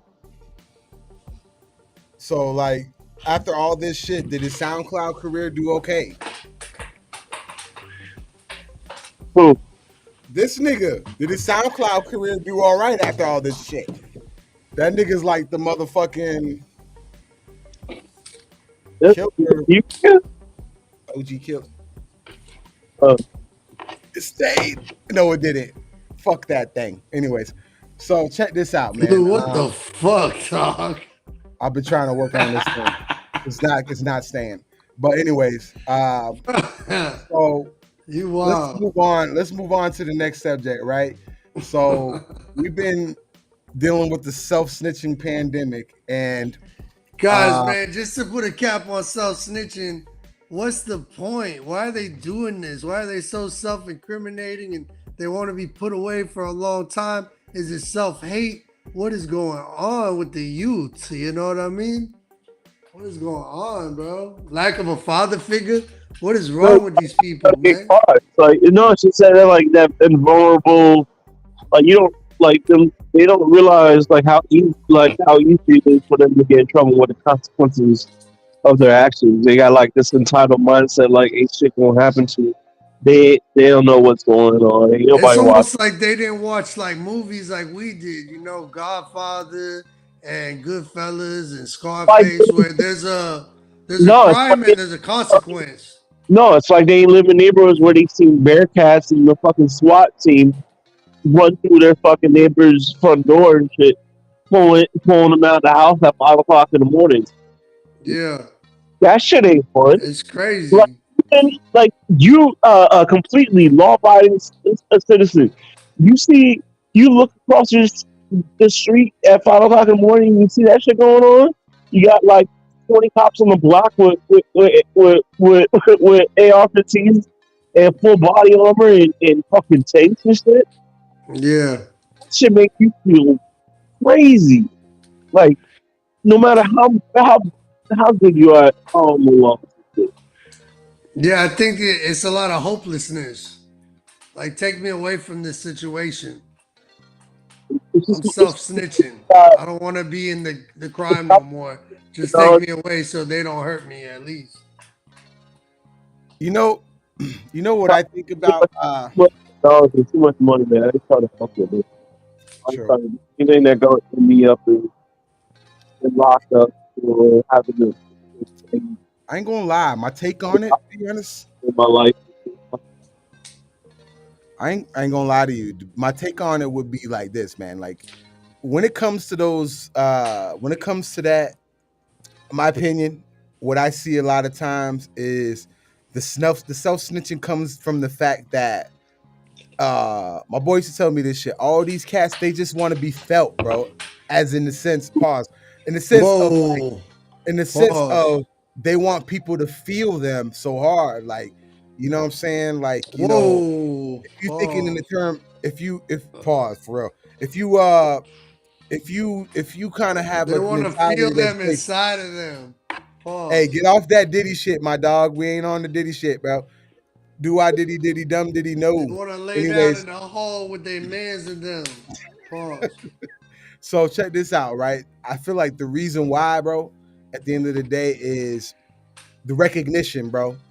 You know what I mean? The recognition of doing, you know, the recognition is a thing, you know, and a place where, you know, and this is my opinion, I could be wrong, but in a place where it seems so hopeless, you think about certain things like, will my legacy live on? Like, will people give As a a damn about me? snitch? No. I ain't talking about as a snitch. I'm talking about just as people in general being in a situation where they do the things that they do for the clout a lot of times. You know what I mean? Sometimes it's for survival, but sometimes people are doing this shit just for the clout. They're doing it for the recognition. You know what I mean? I mean, sometimes the risk ain't even worth the reward, but the fact of saying that you a real nigga told by their homeboy might be the reward to them, even though what they were doing may not even be worth shit. You feel me? So that is definitely a mentality that, you know, you'll see out there. But like, man, you know, I just hope that people, especially if you a goddamn scammer, if you a scammer, you you getting caught on some like rhymes and shit, like you're got caught with the PPP after COVID. Yeah, if you're a PPP loan guy. Oh yeah. Coming for you. Shit, I didn't take advantage of none of that. I worked the whole job and the whole time. I paid my mortgage. No, catch all. In fact, somebody hit my debit card. They scammed. They got my. It wasn't even like I got scammed. They hacked like one of the stores I had bought something from, and they got me for a full rack. And they spent it on crypto. So That's like, terrible. nothing I can do about that. So yeah, go ahead, That get shit on. probably went down in like India or somewhere, man. It ain't even in the States half the time. Well, the crazy. crypto company, but anyway, it's fucking serious. Get them all. Yeah, that should be nuts, man. Yeah, they need to get them scammers out of here, bro. They took my ID the other day, but that's a whole nother story for a whole nother time. Man, that shit Luke, ridiculous. what's number 6, bro? I think we all right, we touched got ready to on move on. Self-snitching. I get it. All right. They're All right, terrible people, man. And I actually gotta get going. All right, man. So, you know, all right, man. So, you know, we got my boy here, man. My boy Kid Coltrane. You know what I'm saying? Salute. You know, he came out here, represented, and you know, there's a lot more you're gonna hear from him. We got a lot more stuff we're gonna talk about. This is just the beginning. So, you know what I'm saying? AbsoLOOTLY podcast. Give a shout out to Kid Coltrane. We're about to go take a quick little break, and then we're gonna get right back with the 6 and the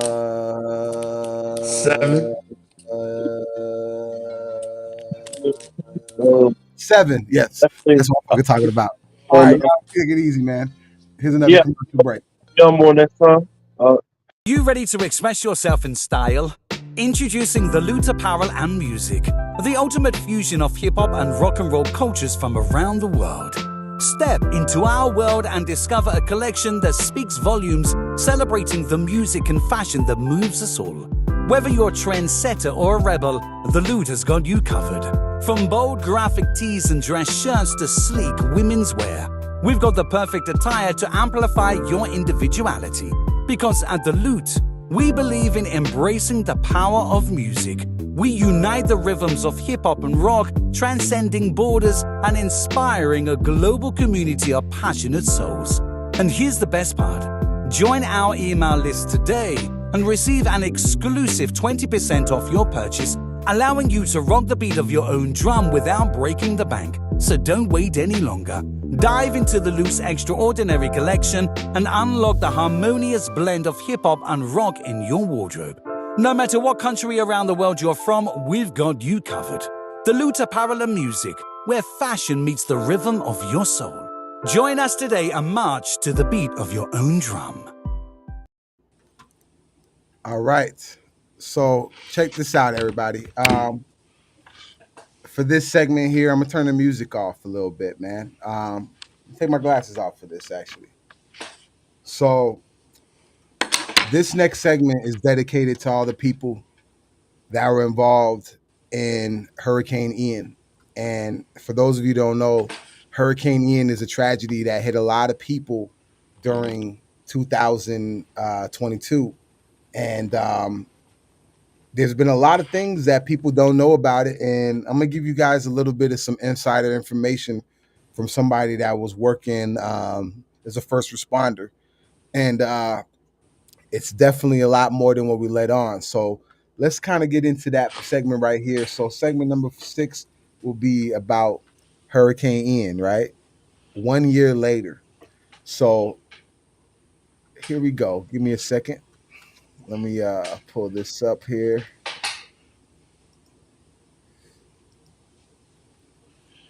All right, so here we go. So if you take a look at this video here, this Hurricane Ian, this is a time lapse that's showing the aftermath, like how crazy the water levels were. From what they were saying, the water levels were up to about 12 feet in the air.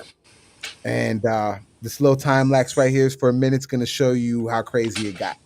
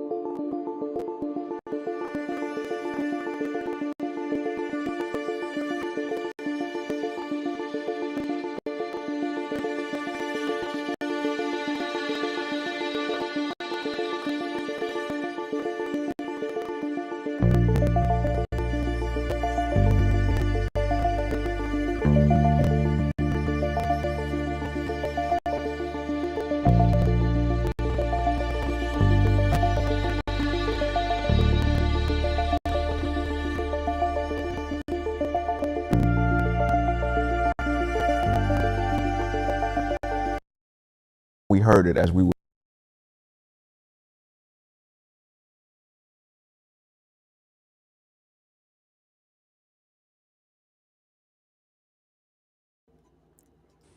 All right, so here we are, man. So check this out, man. When it comes down to it, man. Hold up. All right, so here we go. All right. Here we are. We got this right here, and this shit's pretty crazy, man. What ended up happening over there, Sterls, man. Like it was a lot of people gone, my dude. Like were you aware of the numbers or how many people passed away in that situation? No, I wasn't aware, man. I do know that you know, we're not promised tomorrow, and what the ocean does is what the ocean, it's what's meant to happen. So it's not really meant for people to build on beachfront property. It might seem like a really good idea, but I think it's scary when you got so many people that were caught in the crossfire of nature. And Yeah. it's really unfortunate. It's not about the property that was lost. The real sad thing is the people that were lost and stuck in their house, and they pretty much drowned to death because they couldn't get out or they got crushed. And Right. RIP, man, to all those people that didn't get to see today like we did. Yeah. Pharrell. Rest in peace to all those people, man. Like it's crazy because I mean, When I was working, I did some security over there. I used to work over there, and it was crazy because on a regular basis, you would always see um, somebody coming asking for someone and looking for somebody. It was crazy because it's like, man, like every other day, somebody was looking for somebody, and I wasn't aware when I first came in there of how severe the situation was. And if you didn't know by now, the casualties were in the 2000s. I hope you realize that. It was It's a lot 2000. of deaths. That's a And lot that's of. only, I don't know what scene that was, if that was Naples, but I do know for a fact that Fort Myers Beach, Fort Myers, still to this day, is trying to recover from that time period. And a lot of businesses were destroyed and never coming back. A lot of those buildings were waterlogged and there's no money to rebuild them. A storm that catastrophic can really sets a person's life in a totally different direction, and it's Dude, unfortunate.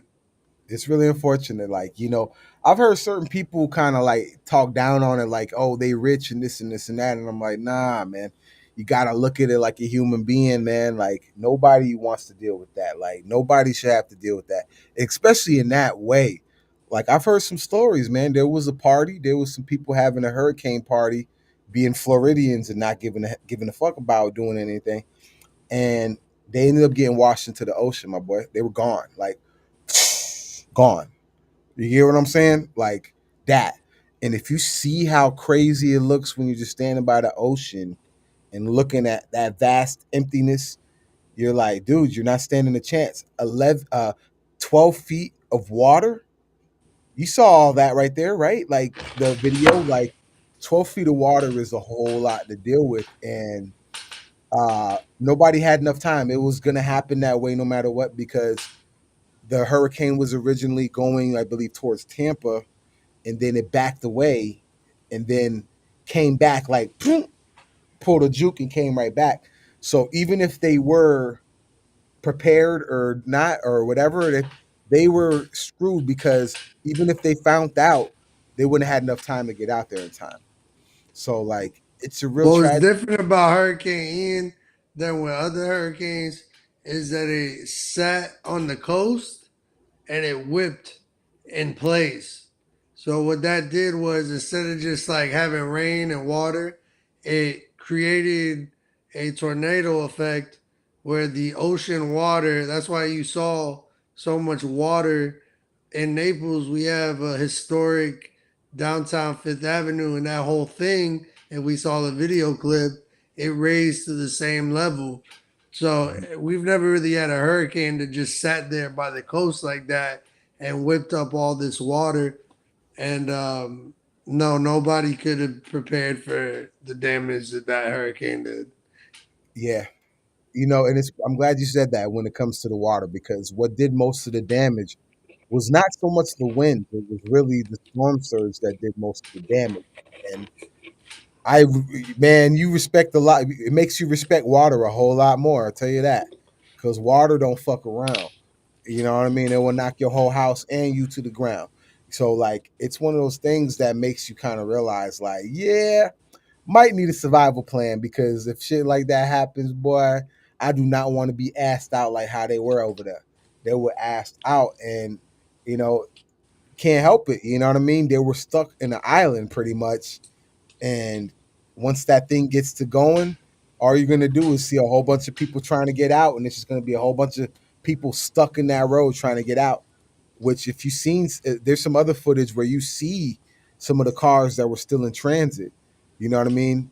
Uh, I got another clip somewhere over here, and let me see if I can find it. It was definitely like something like showing like a house, and I'm not gonna play the whole video, but it was crazy how it happened. Like it literally, you know, took the whole house down.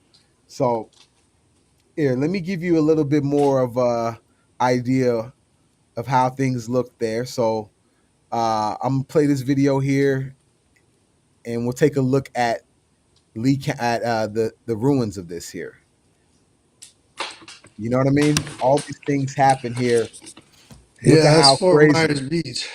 That's Fort Myers Beach, right? So, Mhm. like, you see how crazy that looks, man? Like smithereens. It looked like somebody done went Baghdad on the place. So, a lot of us in Florida, if for all the people out there, we have a tendency to miss these kind of hurricanes. That's Sanibel right there. That's the bridge right there. Sanibel as well, right there. And we have a tendency. Look at that gap, dude. So literally, we have a tendency in Florida to kind of take some of these things very lightly. That's why we'd be like hurricane party and all that stuff right there. And you know, this was a rude awakening to all the people that kind of took the hurricane thing lightly. Because I ain't gonna lie to you, over the years, stars, we missed them a lot. This was a big eye opener for all the people that you know didn't see that didn't think that something like this of this magnitude could happen. And we definitely learned our lesson, hopefully. And I feel like the world doesn't really know it as But much as Lou, they what should. what lesson is there to be learned? Prepare. You got to be prepared, because at the end of the day, there is a few things about the situation that could have been prevented.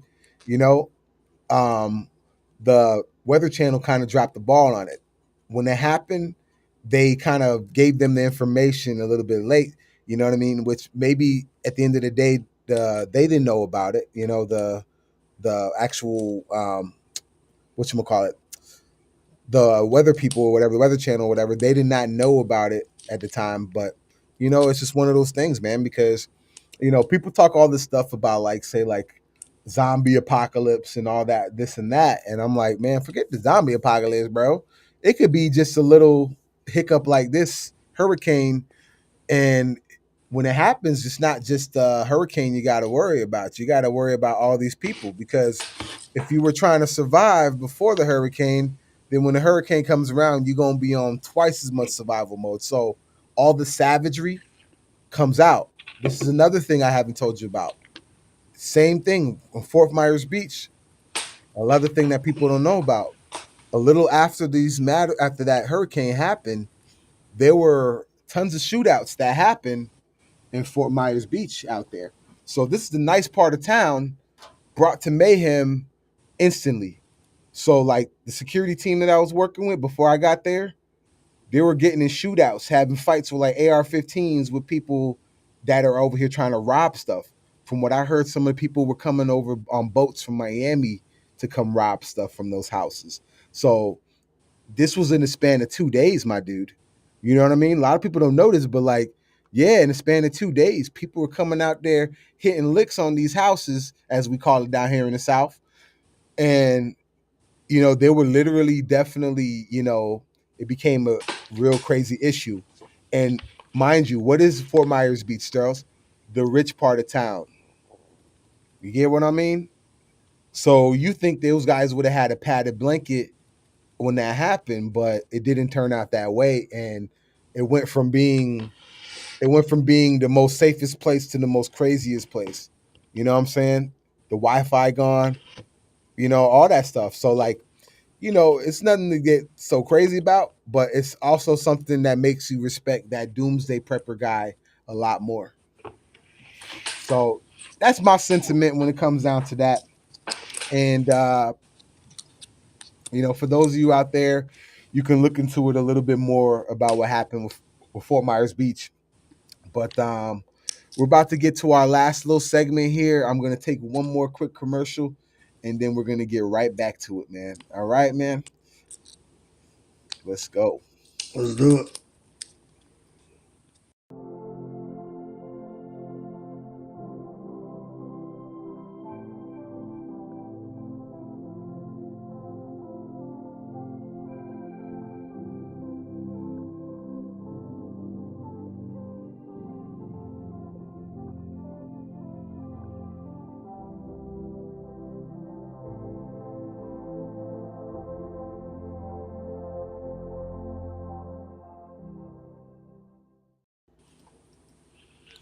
All right.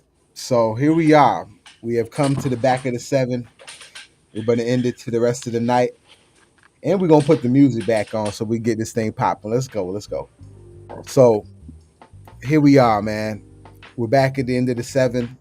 And we're going to end this thing off with our final segment, which is going to be the ultimate Weezy and Drake battle.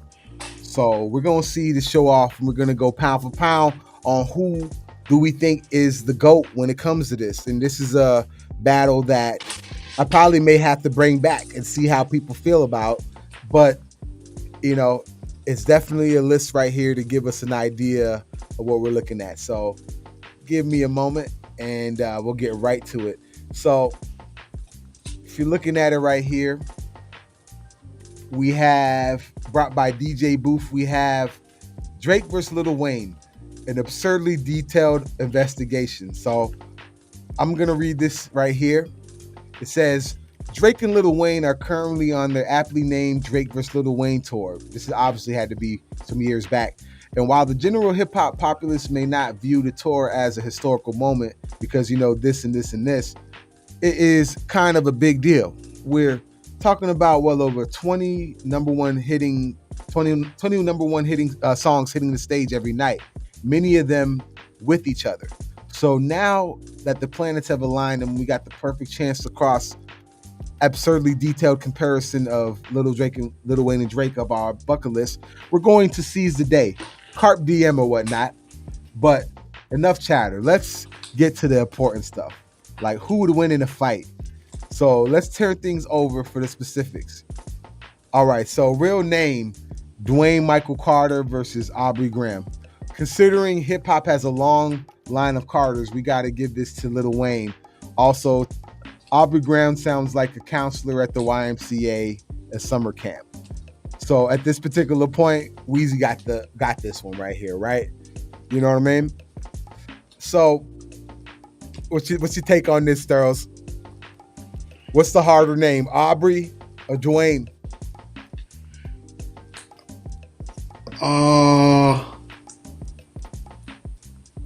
I think Aubrey is probably a nicer name than Dwayne. I think so. Yeah, right. If we're going off of like, you know, quality of names. Quality of names? I think Aubrey is a classy name, you know. Like my name could have been Mike, but it's not. It's Sterling. And there's something about names, you know. Right. And I think Dwayne, it's a nice name too if you're like, you know. It's not as nice as Aubrey though, if we gonna break it down like that. Hell no. So check this out.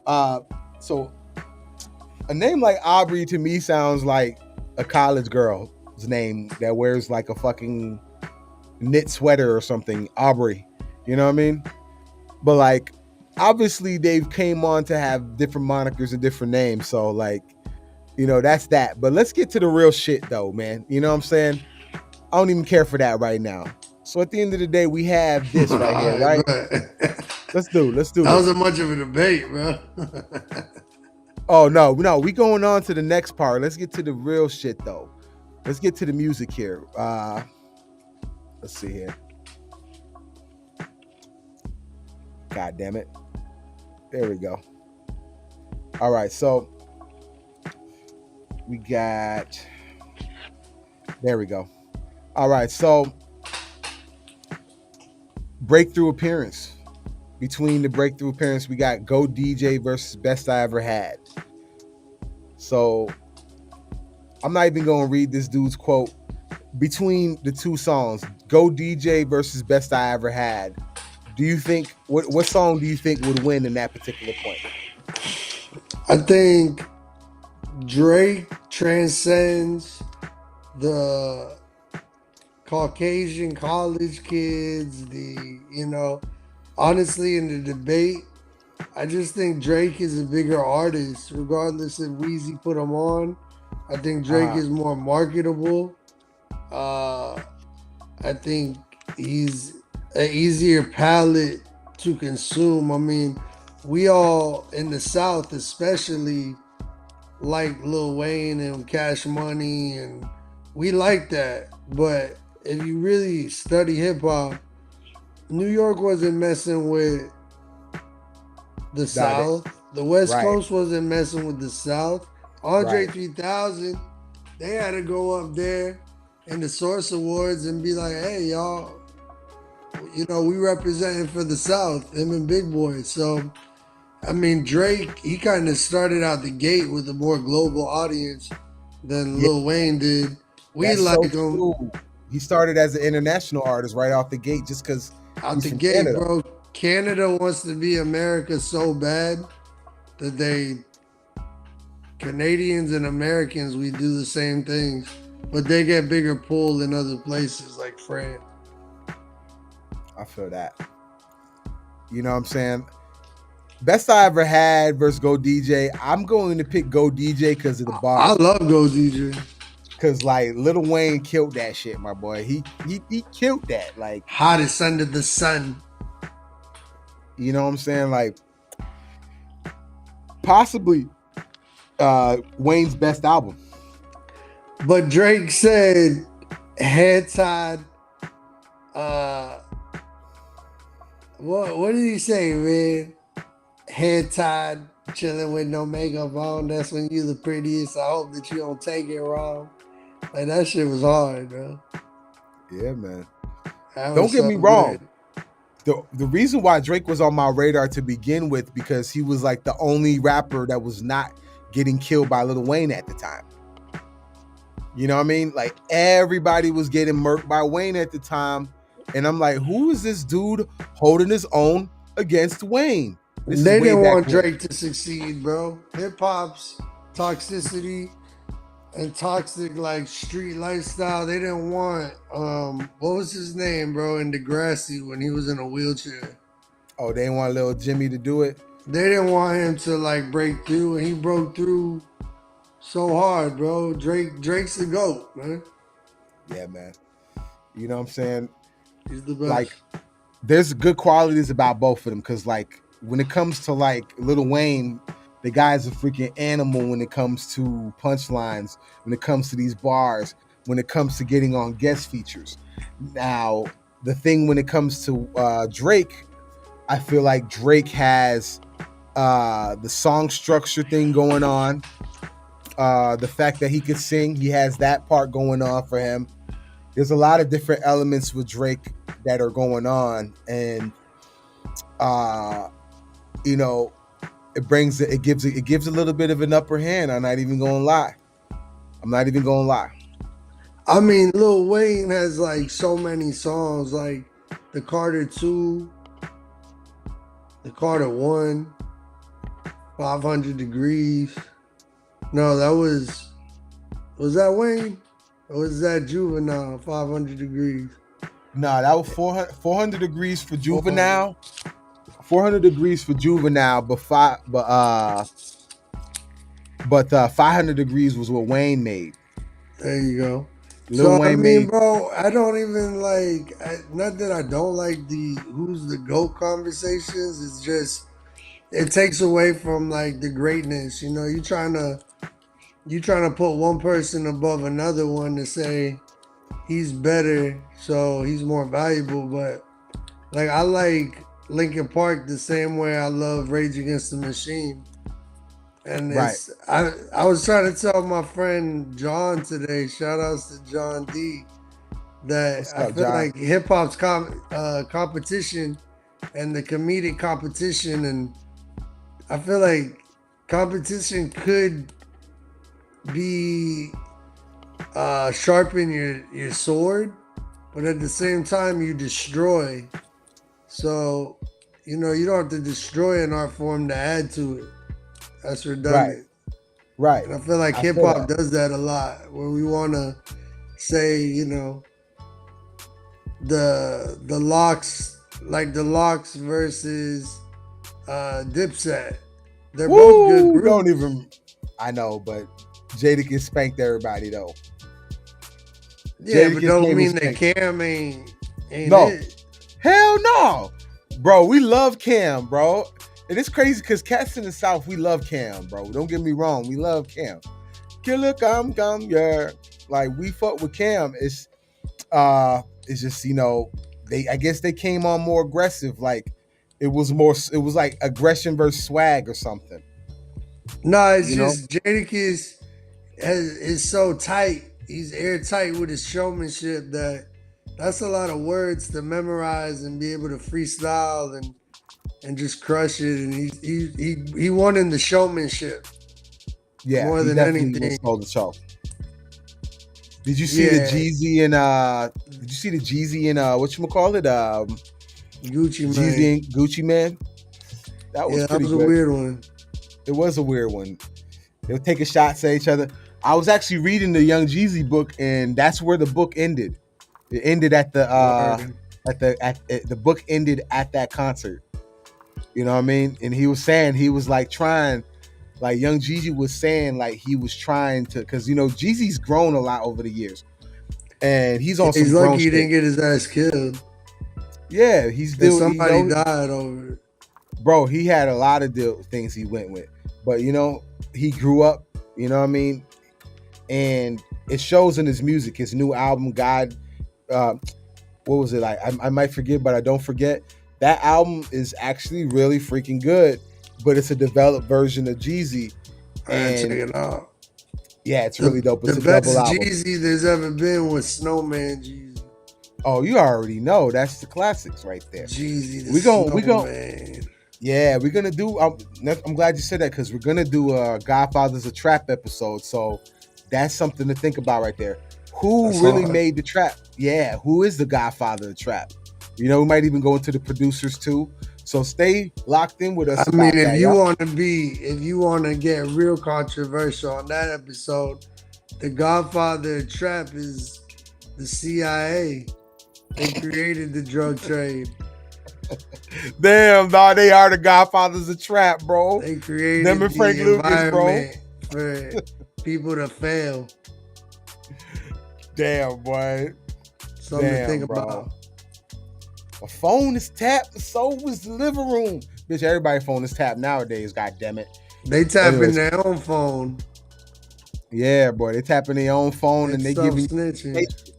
They locations. Like, here's my location. Come murk me, please. But I know that's probably the saddest. That's one of the saddest things of the social media era, man. I feel like, especially guys like Pop Smoke, I think it's really disappointing, man, that all he did was post his address and, those guys came to take his chain and kill him. They really came to kill him, all because he posted his address on a Instagram story or something. And they knew where he was and they came, and he could have took his necklace and then kill him, And I really like Pop Smoke. I think he had really good music. So, you know what? Yeah, Pop Smoke was a good, promising artist, and I really would like to see what he was doing because, there's a new wave of like some stuff coming from New York, and I honestly can't tell where some of these cats are from nowadays. To be honest, I just know the sound, and it's a certain sound. Like, I didn't even know drill. I mean, I'm an old head, obviously.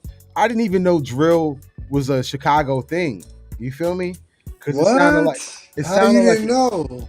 I mean, I obviously found out when I found out about all the stuff. I was, King Von, everybody like that. But I didn't even know the sound. Drill was name, bro. He sounds kind of like a gremlin a little bit. Blah. He sounds like blah. You know what I'm talking about? He's got the skinny dreads, man. He's like the Godfather of Chicago drill. That's that shit I don't like. Oh, Chief Keef. I feel like, that's when I started hearing the name Chief Keef. Bro, I ain't gonna lie to you. I was going on the internet and I'm sitting here finding all types of shit from 2014, 15 that I didn't even know about. All that shit, that whole Chief Keef era, I wasn't even listening to hip hop music at the time. So like, there's a lot of stuff out there. But yeah, man. So back to this thing right here. So according to this list, we have as far as mixtapes. We got Wayne's 9 billion mixtapes, obviously, and then room for improvement is so far gone. Yeah, when it comes down to it, we got to give it to Weezy for the mixtapes, man. You know what I'm saying? For sure. Like he definitely he was straight. That he did. He was the mixtape guy, man. That was his era. Man. And who would say that Drake would have that enthusiasm because he picked up on the wave of frequency, but does he have that, Southern hunger where you got to show up in every hood around the country and, with a bunch of CDs and a couple guns? And Drake has that, or Weezy and Cash Money had that. Right. So he definitely takes the crown on the, and without Wayne there wouldn't be Drake. So yeah, man. And that's one thing. It's kind of like LeBron and it's kind of like LeBron and Jordan. You know what I'm saying? You can't bring up LeBron without bringing up the fact that Jordan paved the way. You know what I mean? You can't skip out on that fact that Jordan paved the way, even though LeBron's bringing those numbers that may outdo him. Still, that person that was the pioneer, the person that made it a thing to do that. You know what I'm saying? You had to wear some Jordans, So I totally understand that. That's just the culture, dog. Like, right. The culture is like pitting one person against each other, and everybody acts like it's a fun conversation, but they do it in politics. It's just like you kind of adapting your oppressor's way of thinking about things instead of working together to, creating something that's wonderful and great. I think there's too much divisiveness in the United States, man. The Western culture is destroying itself within because everyone's competition. I think everybody, you never hear rock stars, bro. Rock stars, metalheads. Right, it's a different world. You never hear them on interviews talk about, I don't like Metallica sucks. And I mean, you see it every now and then. A little bit. You got like Dave Mustaine talking about Dave Mustaine from Megadeth, who used to be in Metallica, talking about Metallica. They're not good judges of character, but they never really say like, "Damn, that band sucks," because they appreciate. Right, and they don't go on a campaign to do it. They're like, "Oh man, I don't like you. I'm gonna make a song about you. I'm gonna go release it as a single because I don't like you." It doesn't persuade the art, and I think hip hop is kind of a dying genre. Honestly. I don't think it is. I just feel like it's just honestly reflecting the state of the people in the culture. People are hurting right now, man. People are not in their best. People that were doing way up here are seeing what life is like down here, and people that were down here are trying to fucking hold it up and keep it together. So like, down here are trying to like make it worse by self-snitching on themselves and talking about the worst parts of their culture instead of, but that's by design. That's the record companies. That's, they're giving them candies and money to the death and destruction of their own community. And it's really unfortunate, man, because you don't get the best art form if you just focus on negativity all the time. And I hope that hip hop at some point, there's only so many J. Coles out there that can make hot songs that are halfway positive. Right. People ain't getting paid to spread positivity, unfortunately. Like, I listen to a lot of music from the 60s and 70s. And if you look at the history, that's the Vietnam War. That's Kennedy's assassination. That's the Cuban Bay of Pigs, Fidel Castro taking over Cuba. Okay, well, I see it. Okay, well, I see it. Que vuelta a hacer, que volar. But that was a real negative time. But if you ever hear the music, it's like so happy together. It was turmoil times, but they sang about happy stuff to uplift the community, and hopefully one day, our society could turn around instead of, yeah, there is shooting and killing outside, but what's inside? And if all they have inside is negativity, then that's what they're gonna write about. So basically, hopefully they could turn that around. So basically, world, get like the Cubans and dance, baby. Hey. You know what I'm saying? We in Florida, aka Little Cuba, Little Haiti out here. You know what I'm saying? Shout out to my Zoes and all that. You know what I'm saying? Shout out to my Jamaicans. Shout out to my niggas from Trinidad. Shout out to my niggas from Jamaica. I think I already said that. Shout out to niggas from Barbados. Shout out to my niggas from Afghanistan. Shout out to my niggas from motherfucking England. We got a lot of people out here in the 239, and as we keep going, we're gonna go and show you some of those things. So, I'm gonna blow through the rest of this whole thing right here for this, Drake and Lil Wayne thing, and then we're gonna, get to the plug. All right, so now we're talking about the Weezy album. So we're saying when it comes to the album discography, so I'm gonna read this little segment here. It said, Here's where things get interesting. There are a few things to consider here. First, Weezy has more albums, 11 to Drake's 3, 4 if you count So Far Gone, but he has also been in the game longer. Wayne has dropped his first album 11 years before Drake's debut arrived. So if you're going by volume, Wayne has Drake beat, not to mention the Carter series.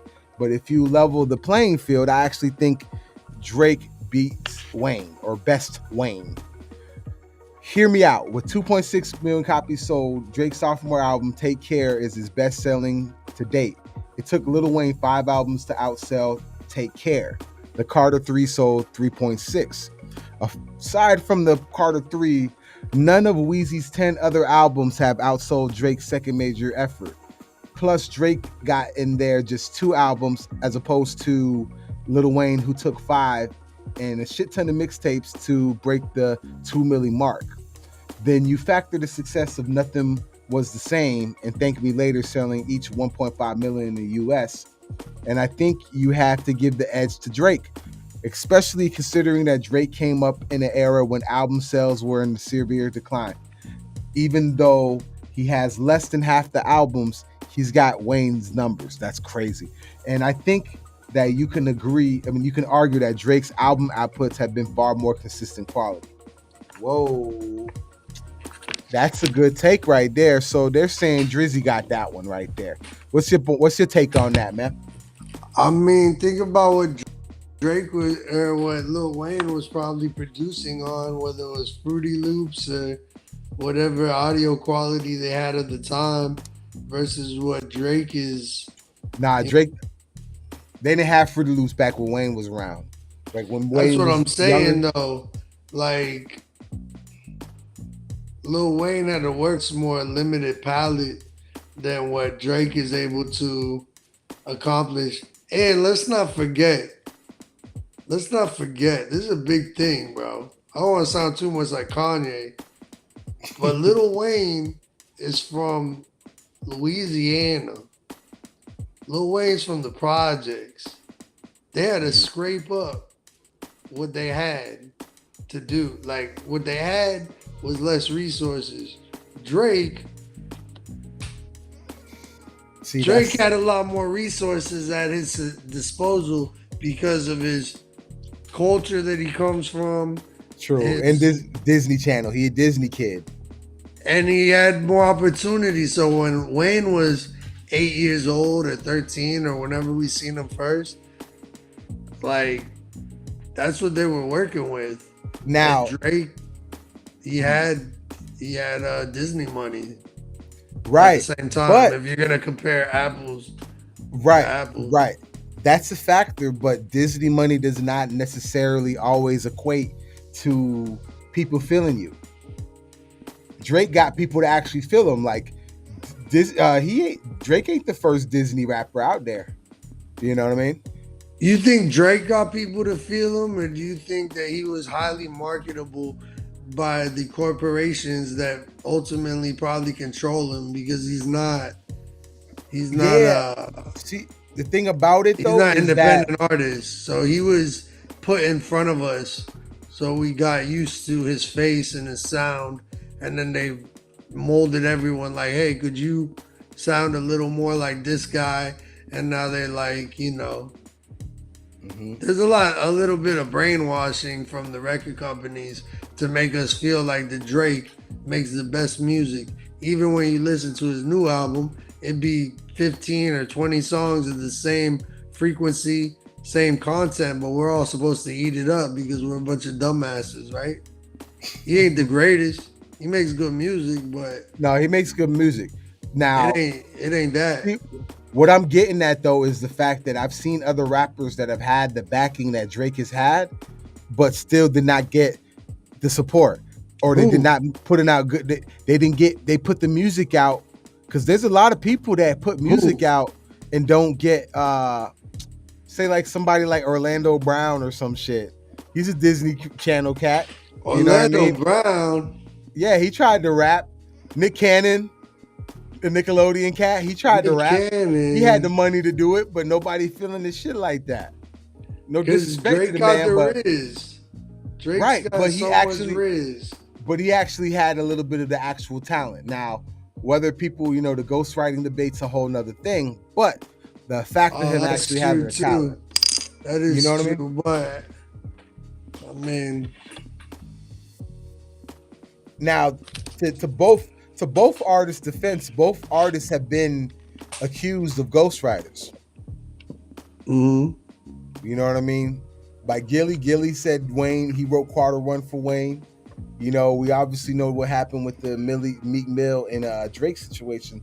So it's one of those things where it's like, man, it might, you know, they kind of on the same boat in a sense, but like you could tell one person was marketed in a more commercially friendly way. We saw Wayne come from young gutter fucking what kind of boy can them, you know, the hot boys. We came from that, so we seen that not everybody know Wayne like that. Some people know Lil Wayne from Lollipop. So Lollipop. Right? It's crazy because everybody called it his best song. For me, I'm like, man, there was way better songs. Who calls it his best song, bro? What 22-year-olds are you hanging out with that they think yeah, they got to be the best obviously it's the younger generation that feels like Lollipop. They were in 12th grade when Lollipop came out. That defined the Lollipop and like Katy Perry. Yep. That defined their music sound. Yeah. You know, the songs of our generation are Booty Booty Booty Rocking Everywhere. That like was the song T-Pain Buy You a Drink, is they're like, oh, I remember this song when I was a kid. They're that old. Damn, boy. I remember that. Damn, that's scary, bro. God. When you were humping in the club, the boots with the fur. They were in grade school, man. They were in 5th grade. Bro, yeah, bro. So by that, you know what I'm saying? Thanks for making me feel old as shit. But anyways, like, I'm bro. old too, man. I'm 32. I know, man.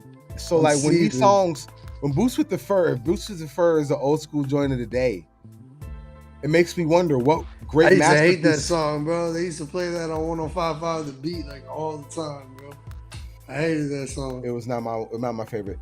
Flo Rida's great artist as far as a pop artist, but it's just not my type of thing, you know. But more respect to him because he's getting to the bag. That's an underrated. Flo Rida getting to the bag. We may not hear about it, but he getting to the bag. I like when you like totally switch genres and sell out. You just kind of like you get that title of getting to the bag. It's like when Pitbull went from like a hardcore hip hop artist to like dressing up in all white, shaking his dick in front of a bunch of South Americans with like, yeah, pitchers get to the bag. I used to like P to the I to the TT to the BB to U double the L. Me and myself like ice cream in hell. This is my people who's locked up in jail.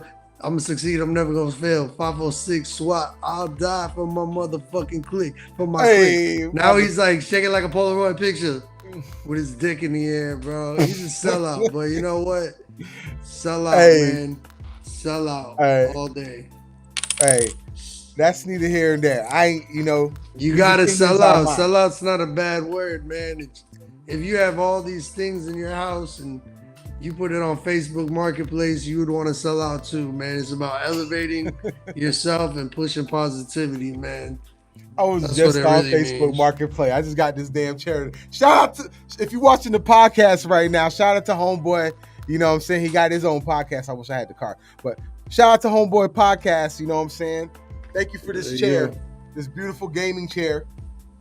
So y'all can see it real quick. Hold up. This beautiful gaming chair. Oh, fuck, it's not showing it. Well, man, fuck this. Anyways, all right, so I'm gonna get through this Lil Wayne and Drake situation here. And I mean, when it comes down to it, I mean, I feel like as much as I'm a Lil Wayne guy, I honestly feel like Drake might have it for this fact of listenability. If I wanted to listen to a bunch of songs on a trip, I probably would put the Drake, because Drake's gonna have the bars. He's gonna have a song for the ladies. So like, there's a lot of different attributes, but you cannot take away the greatness of Lil Wayne though. Lil Wayne has put words together in a way that no human being I've seen has. You know what I'm saying? And it's just crazy. I'll tell you what. He hasn't fallen off it. I could define Lil Wayne's like greatness. It's not even his song. It's Juvenile's song. But when he goes, wah, wah, wah, wah, drop it like it's hot, drop it like it's hot, drop it like it's hot. CMB gon' drop it like it's hot, drop it like it's hot, drop it like it's hot. Bro, so like, everybody hits the fucking dance floor. If they're 60 years old, 40 years old, 30 years old, everybody hits the dance floor, bro. So Lil Wayne is Hall of Famer, man. And Drake, I don't know if he's already a Hall of Famer, but I don't see why he wouldn't be. He's very successful. So he's got some songs on this track list that are definitely memorable. You know what I mean? Like, I was talking to this older lady and she really liked Cell Phone. You know what I mean? Cell Phone was her shit. So like, you know what I mean? I like that fact. Call me on my cell phone. Yeah. They need some. Bro, yeah, but I don't like Drake's. Look, you know what's an interesting question, Lou? This might be the most interesting question. Who has left the most toxic legacy on earth? Because Lil Wayne's legacy changed from baggy pants to really tight pants and borderline femininity. But then you got Drake, where it's like, we're not like masculine men anymore. We're very emotional. And it's very like, oh, ooh, she left me. So they're both a little like, that's a crazy, like, that's the competition. Like, who has really like, shaped society with their message? Hey, one thing I could say about those niggas, they probably wore the dress. Bro, I never seen Lil Wayne in the dress though. Maybe they probably wore the dress. Maybe Aubrey. Aubrey is a name that wears dress. No, you don't think they wore the dress? Dwayne don't wear the dress. Thugger definitely wore the dress, bro. Dwayne don't wear the dress, but I know. I don't know, man, because then you got Birdman, and we ain't gonna go into that. Hey, suck Lil Wayne, Lil Dick. Like, we ain't gonna go into that, bro. We ain't doing that. Yo, bro, I was watching this shit on Rap City, dog, and I'm just like, he just walks over, like Dead Wrong's playing in the background. Boom, boom, kaboom, kaboom, kaboom. And then nigga just walks over, peck. Boom. Oh yeah, bro. It changed That my nigga just life gives when up, I seen give it a peck. I'm Birdman like, and Lil yo, Wayne. this When I nigga just saw did that, Birdman and bro. Lil And Wayne we just kissing walked. on the mouth, that changed my life. We was I like, said, yo, whoa. that nigga did that, bro. And we over here watching Rap City, like, you know what I'm saying? But Yeah. hey, that was the beginning that was the beginning, good. You That know what I'm was saying? that was a whoa moment, bro. I never kissed my parents on the mouth. Right? You got these two I only kissed men my own daddy on the kissing. mouth. You know what I'm Yeah, saying? that's a no-no where I'm from. My biological daddy, nigga. But God. then it makes a lot of sense, man, you know. Some things make sense. All right. So right now, man, we just did we went through the 7, everybody. Let me let's get around to the conclusion here. You know what I'm saying? So check this out. We got to the end of the 7, and we're gonna get to the other segment right here, which we like to call the plug. So the plug, sorry. The plug. There it goes. Yeah, so now we have it now. The plug. We have, you got Sterls here, man, and many different talents, man. You have anything that you like to tell them, man? Anything you want to promote? Yeah, man, this is Sterling Draws, aka Sterling Cuts. I am an artiste. I'm a barber. I've been cutting hair for the last 6 years here in Naples, Florida. You can come and see me. I'm located next to Off the Hook Comedy Club on Vanderbilt and Airport Pulling Road. I love what I do, man, whether it's visual arts or sculpting you guys' wonderful haircuts every week, 7 days a week. I'm just a very passionate individual, and you should be too. And I appreciate Loot Money for having this platform for deep and thoughtful conversation, man. It's been legendary. I've had a great time, brother. I appreciate you having me on today. And, I love what you're doing with the merchandise, bro. It's cool. You put your heart into it, and you can tell. Oh no, you done messed around and told me about the merchandise. So let's go. Let's take a look at some of the merchandise there. Is there anything else you want to tell them, Sterls? Nah, man, it's been an epic convo, man. 2 hours and 30 minutes later, You know what I'm I've had a saying? lot of fun, brother. Hell yeah, this shit's sliding. So here we go. I'm gonna give you guys a little bit of. I'm gonna show you guys a few things here. So what we have here, we have some of the apparel that we have here. So we're over here at LOOT Apparel and Music, and what better way to show you than to show you in person? So we got some different sets here. We got the hat, we got the hoodie. You know what I'm saying? Right here. You know what I mean? And cool thing about the hoodie is that we got the branding going on with it. So, you know what I'm saying? You want the real shit, you got to get the real shit. You got to get the real loot. You know what I'm saying? You got to get the red top. You know what I mean? You got to get yourself the red top. You know what I mean? So, all these things right here, which I got a couple more actually. So, we're not done yet. We got this shirt right here. That's Bam. fine. You know what I That's mean? fine. Yeah, what I like about your concepts, man, is that it's a little logo. You actually take the whole shirt is your brand, man. I think that's a really cool look, a great way to stand out, man. If you just have a little emblem right here, I mean, it's hard to see. It's hard to tell if it's even Right. if you're But proud it's of your own also brand, right? right, but it's like, I just wanted to give people something more than just a t-shirt, you know what I mean? And that means a lot because you're an artist, so you look it that way.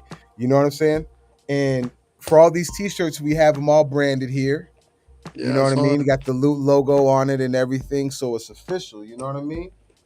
And we Yeah, I got feel like the aesthetic of today, man, is loud. You want to stand out, and you definitely stand. I'm loving the bags. I'm loving bam. the shirts. I'm really liking the bikinis that you've been Right? putting out. That's fine. You know what I'm saying? Shorty, if you're a chick, man, get yourself a Loot bathing suit.